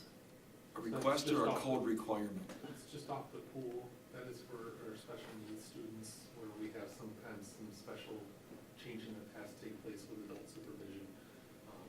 It's not for use for all students or anything. So that's the special ed lockers right there, 100 through 07, my eyes. Okay, then the ones to the left, you're saying that those that are labeled unisex are also for special ed? My eyes are not very good. It's the second 2 towards the left.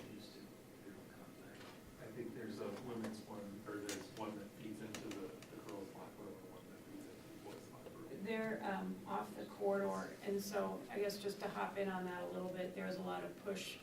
There's a lot of students changing in closets and janitors' closets, and it gives all students a safe place to change. That was some of the feedback that we were getting from staff, and so as a team, this was the solution that we worked towards. And you can see that there's a access corridor on the north side of those, and so that was the direction we were given to. I'm sorry, we have students changing in what? Janitors' rooms? So it's a storage closet off the pool, where we've had some of our special needs students changing with adult supervision and help, just off of the side of the pool that's connected to the locker room. That's what we've had to use because of space and constraints. Okay, so again, it's special needs versus unisex. Or are these Two these different look to be meanings. like small, They're small, so like anyone, one person basically could go in and change clothes. And Right. anybody would have access to those? Also true, yes. Okay. Yeah. That's a, I think the best analogy I would use, or something like a family restroom. It's labeled as a family restroom where anyone can use it. got it. Thank you. So, I mean, the naming of the room, the function is to serve those folks.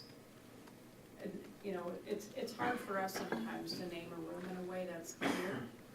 We Yeah, it's do just it the from a name code. unisex locker sounds like a big, huge locker room where just any, you know, but this is like a single, like Yes. small Yes. changing room These basically. are all recommendations based upon our finance staff, based Mhm. upon people who are in these rooms helping us design things. Right. Yeah, there's a single shower, a toilet, and a sink in each one of them. Okay, I just can hear the complaints. If it's not available to everybody, at some point we'll get a complaint. My kid went in there and got yelled at, so I just Yeah. want to make sure that that's not the intent behind it. I think we could help with that in the management of those kind of things in terms of our finance staff and others being able to have access with believing it, yeah. So correct, you're correct. Yeah, they're there for everyone. Okay. All right, so the multipurpose cafeteria, we talked about the different sports, we have storage in there, and then the toilet rooms we touched on support the cafeteria. Oh, am I going the wrong way? I am. All right, so in this area, you know, we're just focusing, like I said, we talked about special ed a little bit, the science rooms, and then we are adding in some ADA casework to the science rooms as well. So this is just a general slide. We don't have the areas identified. We're working through the final finishes and selections right now, but we're doing finishes, ceilings, floors, walls. We're replacing casework that has been identified to come out. We are doing a small office remodel. That was a storage room, but it serves a better purpose as an office. We are doing toilet room finish upgrades through most toilet rooms that get the most use. And like I said, there was an exception in the special ed wing. The toilets we're not modifying anymore because there's not a lot of use that we're looking for. And other areas that we're focusing in on is the ADA door hardware. We're replacing doors, we're adding grab bars, and we're replacing non-ADA compliant handrails. So there's a certain percentage of this project that's so large that we definitely need to be conscious of accessibility. So we're making a large effort to do that in various ways. So with that, Patrick, if you have any comments regarding the office remodel and other places we were to say, like the home ec suite and things like that. So, yeah, there's several examples where we looked at where rooms were originally designed, and I was not part of this design. Many of the people who are now in the building were not part of the original planning maybe 3 years ago. So we tried to make it make sense. So there was a special the family and consumer ed classroom that was supposed to be across a hall, and we were gonna have to redo the whole space and add all new equipment, et cetera. We moved it back to where the original was. There was not a real need or an upgrade in terms of changing this classroom space around. And we did that with some of the science rooms as well, so that we're not having to redo things that are unnecessarily adding to the costs. We really tried to be efficient and smart about where we were moving things. That made us have to make a few design changes in terms of our house model, et cetera, but nothing that substantially changes and modifies it in a negative fashion. So I'll go through this quickly because, big building, big project, a lot to cover. So this is the second floor. Just to highlight on the top of the slide, we have the new 6th grade wing, and then the remodeled areas include science room, special education room, flex room, and other small miscellaneous things. So this should go through pretty quickly. So just to go counterclockwise again, we did look at, we added a couple science rooms in this wing. We repurposed some rooms into some special ed rooms, and then we did remodel a space into a good book room, because the book room, I think, currently on the top of the stairs, we found a better home for that. And then, looked at workrooms, just general space, nothing too substantial, just touching on a couple different areas up here. Some of the changes that we made in this overall project also allow us to kind of centralize 8th grade in one part of the building, 7th grade in another part of the building, 6th grade in another part. We know that ongoing discussions might make some changes in terms of who's in our building and how that would look.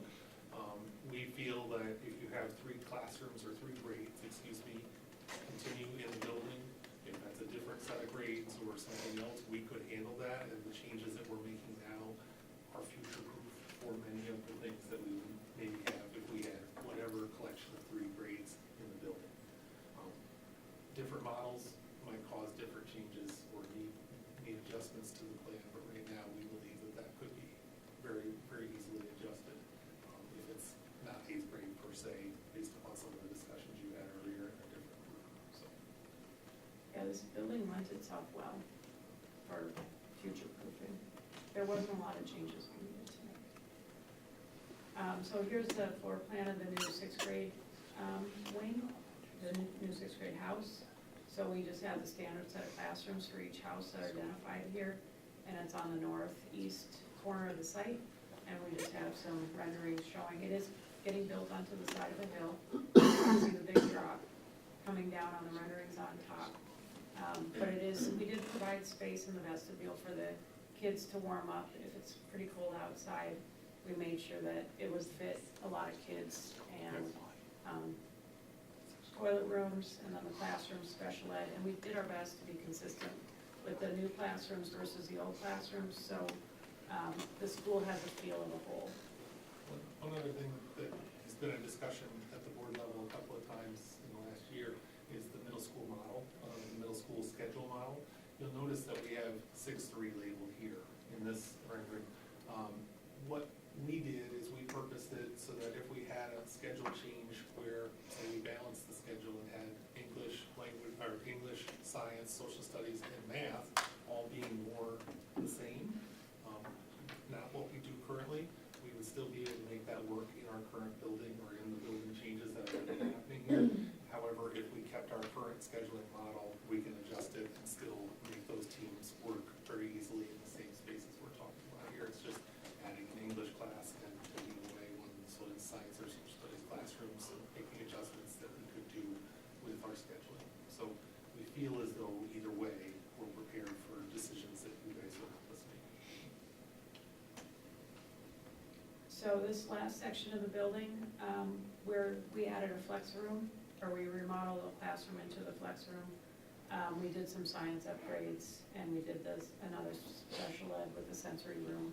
And we did get feedback from the special ed teachers and the district level on, a standard versus just each building kind of doing its own thing. So with that, again, we have finishes all over the building, we have casework that we've identified, and then the ADA impact with door hardware and grab bars. And so quickly, just to run through the backside, the mechanical design team is working on equipment selection, the boiler plant rework, expansion, the chiller plant rework and expansion, and pipe routing.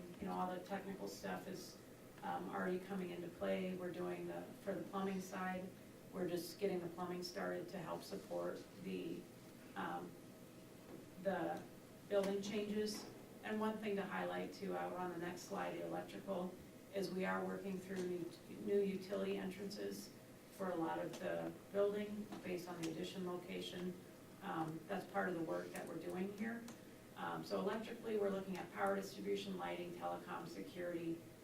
For the new and existing areas, fire alarm system modifications for the new and existing areas.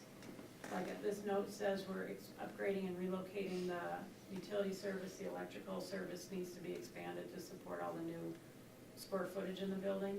We're relocating the existing generator, and we're replacing, there's maintenance for the panels, electrical distribution panels that are included in the project. And so with that, I just want to show, we do have a little bit of a cool thing that we wanted to show you all today.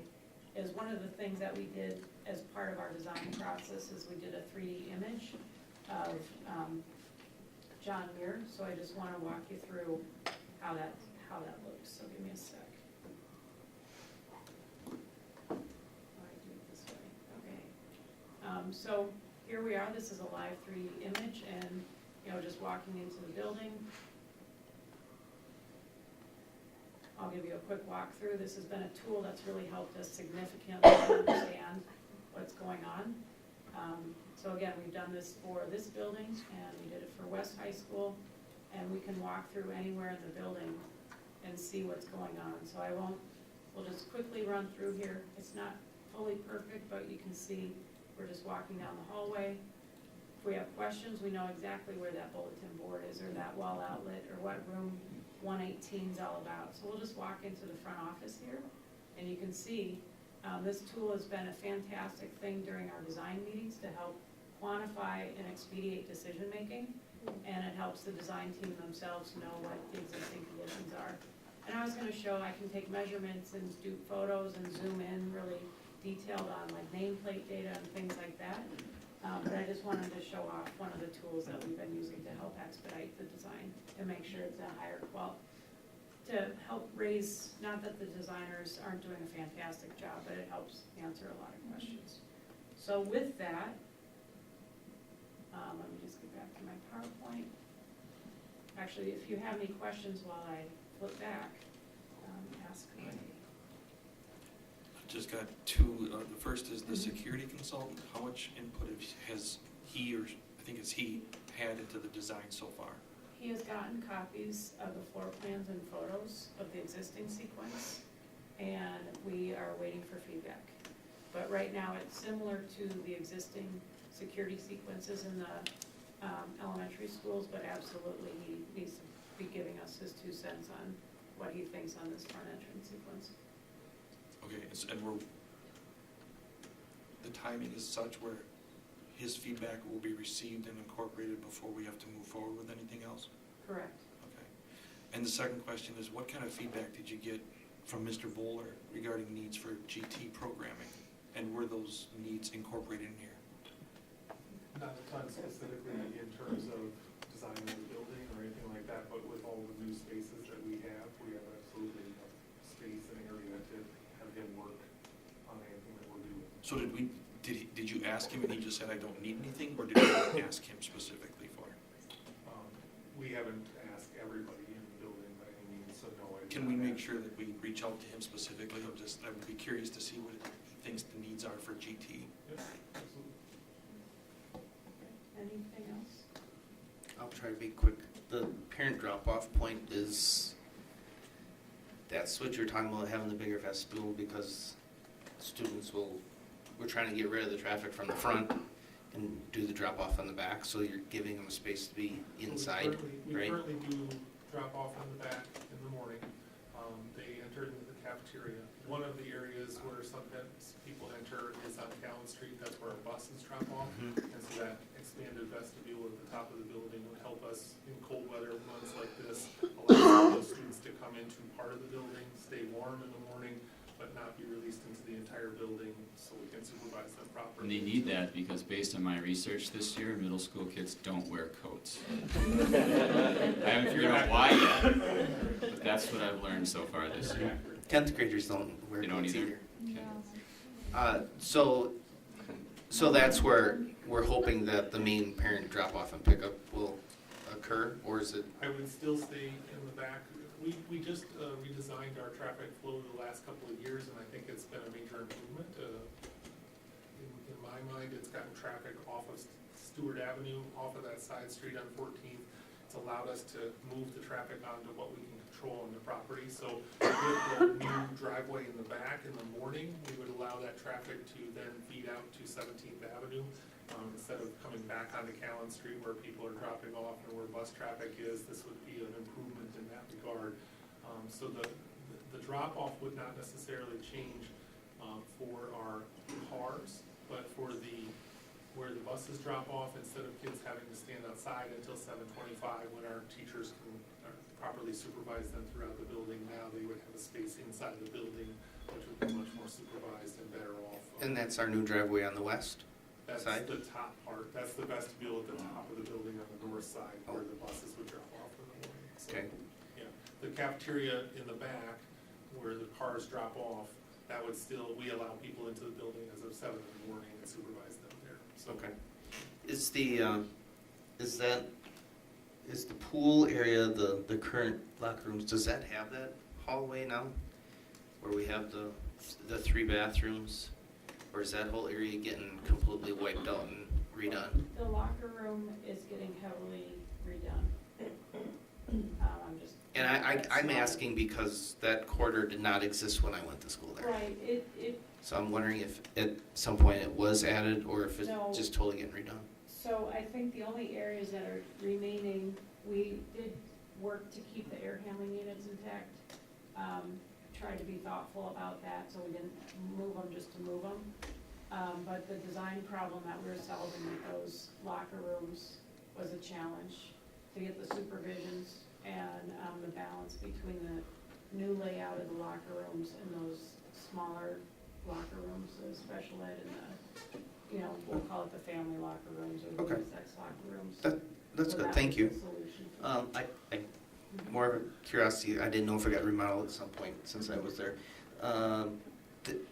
Tell me about the new gym, because I did not realize that was on the referendum. Are we looking for so we have 3 class spaces for each grade level, or, So this because is the other gym isn't big enough? The other gym limits us. We have, many of our FIED classes have to be in places all around the building just to do their normal routines. We used to use, for example, the archery in the basement, which is not allowed any longer, so that's part of the reason why this will be very beneficial to us. Sometimes we've had to have classes go outside or be in the pool, and the rotation of classes, obviously we'll still do those things, but this will just give us a much more variety of spaces. You can see that we'll have basketball, volleyball. The archery would be designed for this space and built into it from the very beginning as well. we'll also be able to use this for another supervision area during indoor recess time during lunch, when it's too cold to go outside, which currently is very limiting in our one gym space that we have right now, so this will give us another area.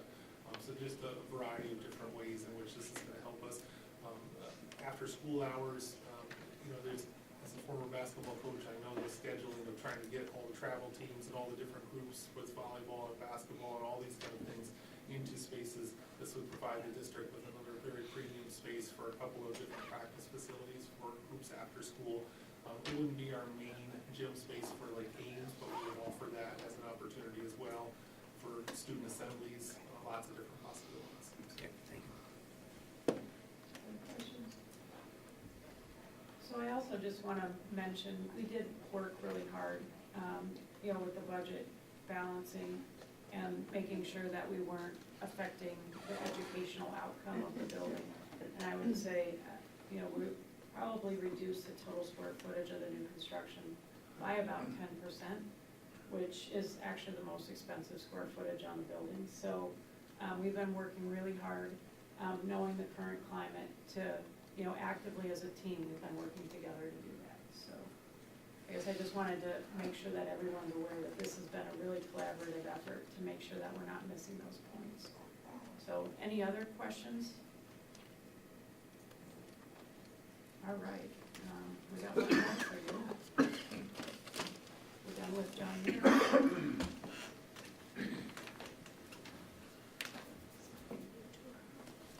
Gentlemen. Set spot for you.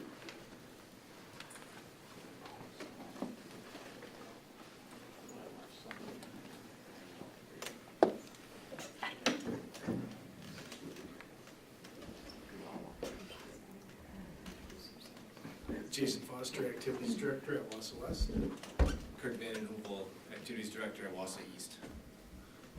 So here we go. Our last update for the day, but if there's other agenda items, we'll try to answer your questions. So we're gonna run through, there's a little bit of rework on how this project came together, so I'll just talk through that.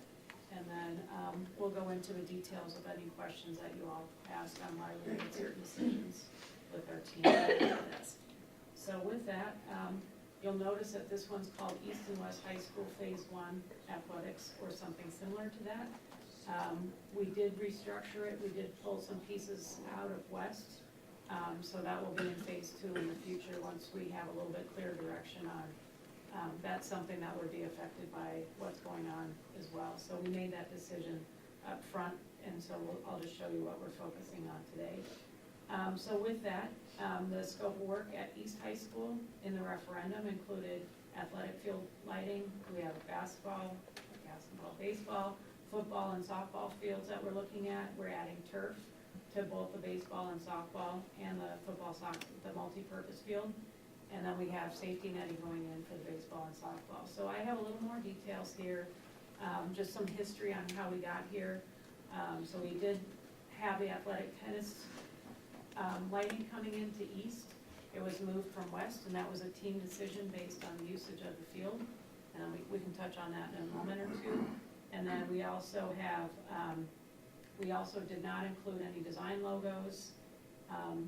We could touch a little bit on that. And then we did add outfield drainage because that was a need that came out of the buildings and grounds. So this is kind of a hybrid between where we were today, where we were and where we are today. So is there anything that we want to add at East real quick on why we made any of these decisions? Are you comfortable? I would just say that the rationale behind them moving the lights on the tennis courts from Wausau West over to Wausau East was the number of courts that Wausau East has. They have more courts, so they do more hosting.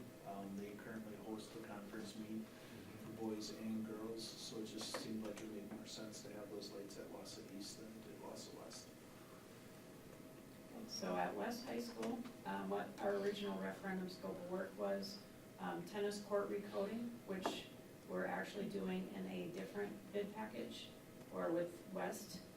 We're looking at athletic field lighting, 1 football, 1 baseball, 1 softball, so 3 fields total.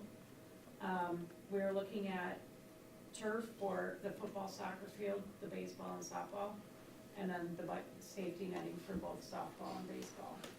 So we just noted why the tennis lighting moved to the other site, and then field turf. So this is why this changed. We put that on hold for the multipurpose field for a year, because there's a lot of big decisions out there that we want. It just makes sense to wait for that feedback before we move ahead. And then we did notice, we got feedback that the outfield drainage needed to be improved upon, and so we added those. We're looking into those as part of the scope. So with that, we've had 5 design meetings with you all, the building principals, some coaches, some folks from Nexus. So we came up with a collaborative solution that everyone could agree to. So do you have anything you want to add regarding the design meetings?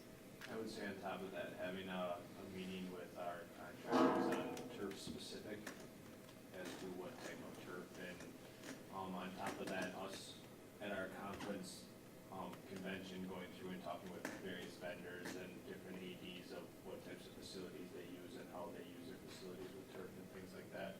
It's kind of our outside task that we went through. So the final turf system selection is still to be determined. So we're working through what the best options are moving forward. So with that, here's the simple concepts for East High School. We have the softball field on the left. These were rotated to fit on the slide, so you'll see the north arrow shows that the softball field's to the north and the baseball field's to the south. And if you look, you can see the different field where the pole lights come in on the fields for both baseball and softball. And we did include a couple pictures of what those fields might look like when they're complete. So you can see the softball field and the baseball field with how that looks at East. So at East, we are still doing the multi-purpose field, so I just wanted to clarify that because we're not doing it at West. And what we're looking for here is we have the striping, based on the feedback from everybody, football, lacrosse, and soccer. So we have all 3 of those fields fitting into there. So if you look at the white field is the football, the gray field, if you can look, it's right in there, it's lacrosse, and then the soccer field is black. But just not to be confused, there's dimension lines on the drawings. The soccer field does not extend into the track. The soccer borders are within the oval of the green space. So we are going to include chalk pads, and like we've talked about, we're still working through the final specification for the turf. So here's the West High School concepts. You can see the baseball field and the softball field. And one thing to note is we are using, I believe it's the baseball field, is going to illuminate the track to the south. So as part of that lighting package, again, we heard what you all were saying with getting that illuminated, so we're working to get that in. So pretty straightforward. We had a lot of discussion going on, some pretty good stuff. So I guess I just want to throw out, is there any questions for the athletic fields? Given the uncertainty, based on what we talked about before, does it make sense to do any lighting field work at East? I mean, if conference meets, for example, conference tennis meets, right? Let's say West, we end up making a decision, West is 10 through 12, 9 through 12, whatever it is. Those meets would be held at the high school, at which time wouldn't we need? I would say at this point, the conversations that we've had is we kind of look at one high school, 2 campuses, and there is no plan at this place to expand the tennis courts at Wausau West, just to resurface them. So the fact that they have more courts at East than West, I think one of the things we've talked about is that the facility at the existing Wausau East would remain our varsity tennis facility. So that's odd, given the direction, right? I mean, well, I think if you're gonna have a varsity tennis program, and again, just playing devil's advocate, if you're gonna have it at West, and West is the high school, you're not gonna truck people across town to go play tennis at the middle school. For junior high. Certainly, for the competitions, you certainly could. That's not that unusual a circumstance. I think if you just look at it from that snapshot, it seems odd. I think if you look at it from the standpoint that our hockey players go to Marathon Park to play, and our lacrosse kids go to Town Field to play, I think it's kind of something that's already done with within our school district. No, I realize that, but I'm talking, what we're discussing is making it more efficient, more effective, better experience for everybody. I mean, having varsity tennis programs at a high school would make sense rather than having to incur all of the other issues that go along with transportation and what have you. And I'm just asking, like, timing wise, what if you held on it? Like, do the lights have to go in at East? Is there anything imminent about it? Do they have to go in? You know, I guess, you know, we're hosting events there now. If we lit there and then decided at a later point we wanted to expand tennis at West, we could certainly do that, but that would be a referendum question. And currently, we wouldn't have space to expand tennis at West. Understood, but again, thinking long-term. I think what we're doing now doesn't really limit any options moving forward. What's the cost of the lighting of the tennis courts? We can get back to you on that. I mean, we have an estimate, but I don't want to estimate poorly at a board meeting. No, that makes sense. Because it's a good question. If we're talking about a 3-year referendum plan, maybe the lights are one of the things, like we have with some of the other things, that we push towards year 3 if we're not quite sure where the senior high is going to go. Well, I guess the other half of that answer is at the 95%, we can provide with the budgets. We can go through that with the lighting in a little bit more detail on how that would look. So I would assume, unlike some of these other things, that seems like a very separate project. Like, it doesn't seem like it would be it wouldn't be that hard to pull out. Right, and it could be bid as an alternate with probably not too much paint attached to that. Paint just being, there's not a lot of redesign, modifying the drawings to accommodate that. So, I mean, that's definitely something we can explore on what that impact is. Yeah, I think that would be a good thing to talk about at that 95% when we're talking dollars and timing. Well, I think that's kind of where the whole discussion went about the lights, is that if we do end up making that at West the campus, then obviously we'd want to expand that to be able to host like East does. East already has the courts available, so that's kind of how that conversation came about, and we are currently hosting all of our conference meets there.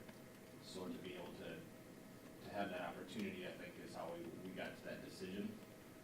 It kind of, we went around, like, if we had to create a parking lot there, and could we re-establish the tennis courts elsewhere, and then that would, you're not tearing out lights on top of tennis courts as well. No, I think it was reasonable. I think to come to that decision because you didn't have enough money to work with to expand the courts at West and put the lights there. So it makes sense that you got to that point, but it might make sense to hold off on finalizing it. So you're considering the tennis court lights or the softball and baseball lights over at East as well? Does the question cover all of that? No, I'm assuming that softball, baseball would still be needed at that facility regardless. It's just the conference tennis one are what caught my attention. That sounds good. We'll look into that for you for the 95. Any other questions on the athletics? Okay. Thank you. Thank you very much.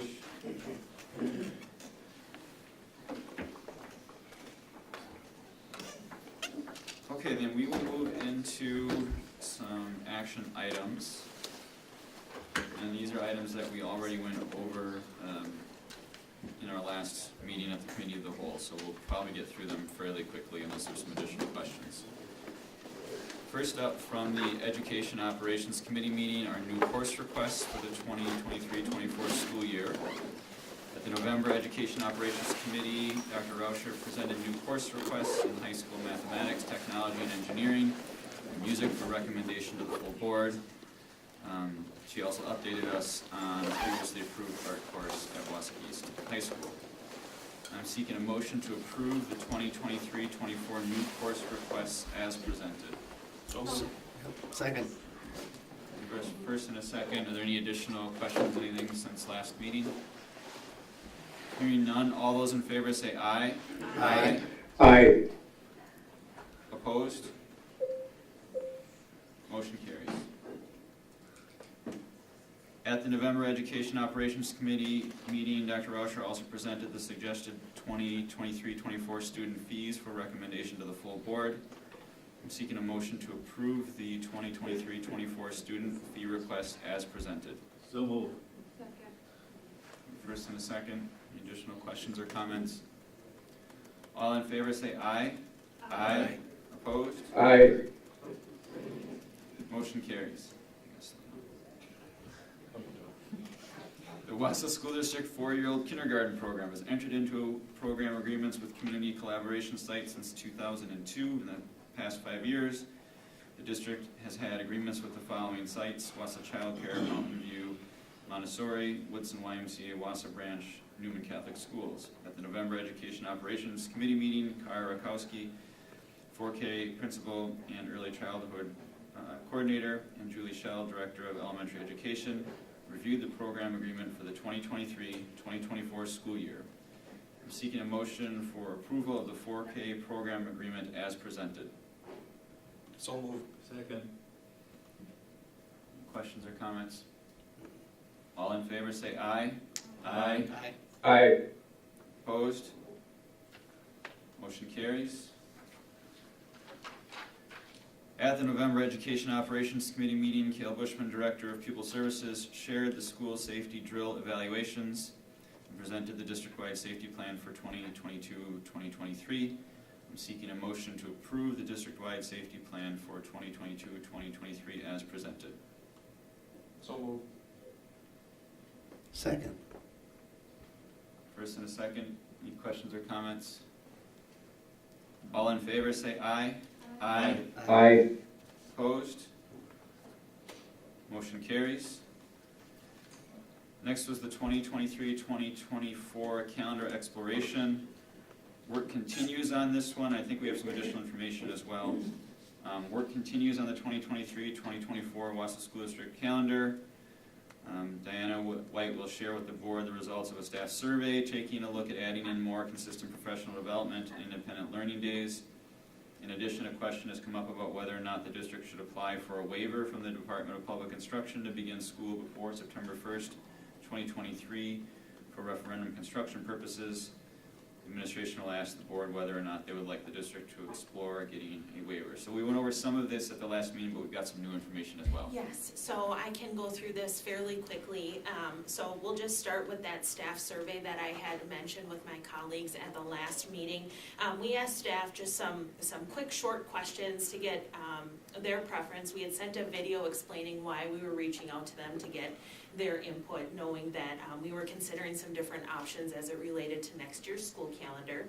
So one of the things that we asked them is how we use our professional learning. Would they find it important to both engage in that new learning, but then have time to collaboratively apply that learning? And overwhelmingly, of the more than 600 staff members that completed the survey, a majority said that was either very important to them or important. So then we also asked about those independent learning days that we had also talked about briefly at the last meeting. Would they be supportive of that concept, knowing, and we explained that this would not at all be like that emergency remote learning that we've been used to. Overwhelmingly of the 600, more than 600 staff members who responded, majority were very supportive or supportive of that move. We also asked them about if there was a way to build in those traditional snow days, meaning there would not be remote learning on those days, how important would that be to them? And again, a majority said very important or important. So as you mentioned, a question has come up knowing that we have some referendum construction and a lot of the work done during this time period would be at John Muir and Wausau West. A question has come up about whether or not we pursue a waiver from the Department of Public Instruction that would allow us to start school before September 1st. So the only question that we had asked staff as it related to that is how many days they would want in between their professional learning that starts before the school year and the start of school. And more split, but a majority said they would prefer just that one day, but then 2 days and 3 days were split evenly. So The question then would be, what would a calendar look like? And Cassie has it on the presentation here, but the idea would be that we would start school on August 29th. And so that professional learning would move a week earlier. Perfect, thank you, Cassie. And then at the end of the school year, we would actually end in May rather than that first week of June. But everything else stays consistent there, and you see indicated in blue where those independent learning days would fall.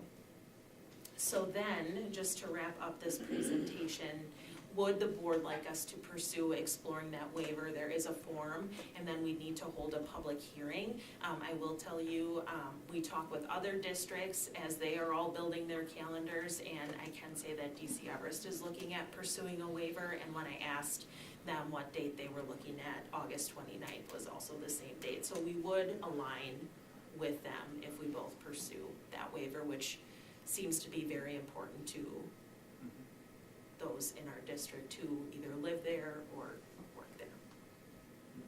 So do we, over the years, I've had a lot of people ask, like, why don't we start earlier?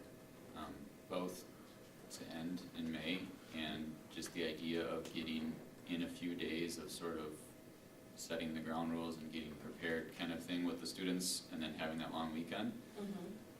And I've heard the opposite too. Some people say, well, we don't want to start until after that long weekend. Right. But do we, and we've never done it that I can recall, do we need a reason like referendum construction to get the waiver? We can't just say it's because this is what we think it should be? Right. Okay. Yeah, they have specific reasons, so like when we fill out the form, we have to indicate which reason and explain why. Because otherwise we would need to start September 1st or thereafter. Was that a question, Jim? No, wasn't. Too slow. So we're only able to get the waiver because we're in a referendum? That's one reason. Okay, Yeah, and there's a whole list, but this is the one that we would. and I was just asking because I'm thinking after we're done with the referendum, will we have to go back to our schedule? Okay. Yes. Or we look at that list again. If people like it, I mean, if people don't like it, then we wouldn't, but if families and staff like it, then get that list out. Or pass $100 referendum. Kind of have to have construction go. Oh, okay. Any other questions, comments from the board? Moving it to 3 days or 4 days doesn't, you said it doesn't change any of the other ones where the half days for Right. elementary or Yep, none of the other stuff? the quarters still balance out, so we left all of that alone. We did, and I should just mention briefly that, so school starts August 29th, and we had also talked about the last meeting, putting in wellness days. So that Friday, so right before Labor Day weekend, that is a no work day, no class day, is how it is in the calendar. So that would give a longer weekend. Okay, then I am seeking a motion to direct administration to explore obtaining a waiver from the Wisconsin Department of Public Instruction that would allow the Wausau School District to start classes before September 1st for referendum construction purposes. So moved. Second. First and a second. All those in favor say aye. Aye. Aye. Opposed? Motion carries. Thank you. Thank you. So we move on to our open forum. Any professional growth and development to report on for the month from board members? Okay, Mr. Webster, any legislative update? Just a very short mention that everybody's going to be looking at budgets coming up in the next few months, including Governor Evers, who's going to be having some listening sessions. The CISA 9 superintendent has met, and I think have come up with some bullet points about things that they're concerned about. The one thing I'm concerned about and will be interested in is that the resolutions have now been posted on the WASB website, and we'll be reviewing them in one of the next couple of meetings before the annual meeting. And I will email my report. Thank you. Superintendent commentary. Nothing to add. That's a good night for that. It's almost 9 o'clock. I'd ask that the written board member liaison district activity report be added into the official record. And with that, I seek a motion to adjourn. So moved. Second. All those in favor say aye. Aye. Aye. Opposed? We are adjourned.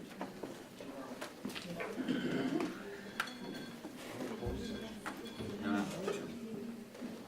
I think you gotta be here for that. Plus it's I know, you just want to keep going, right?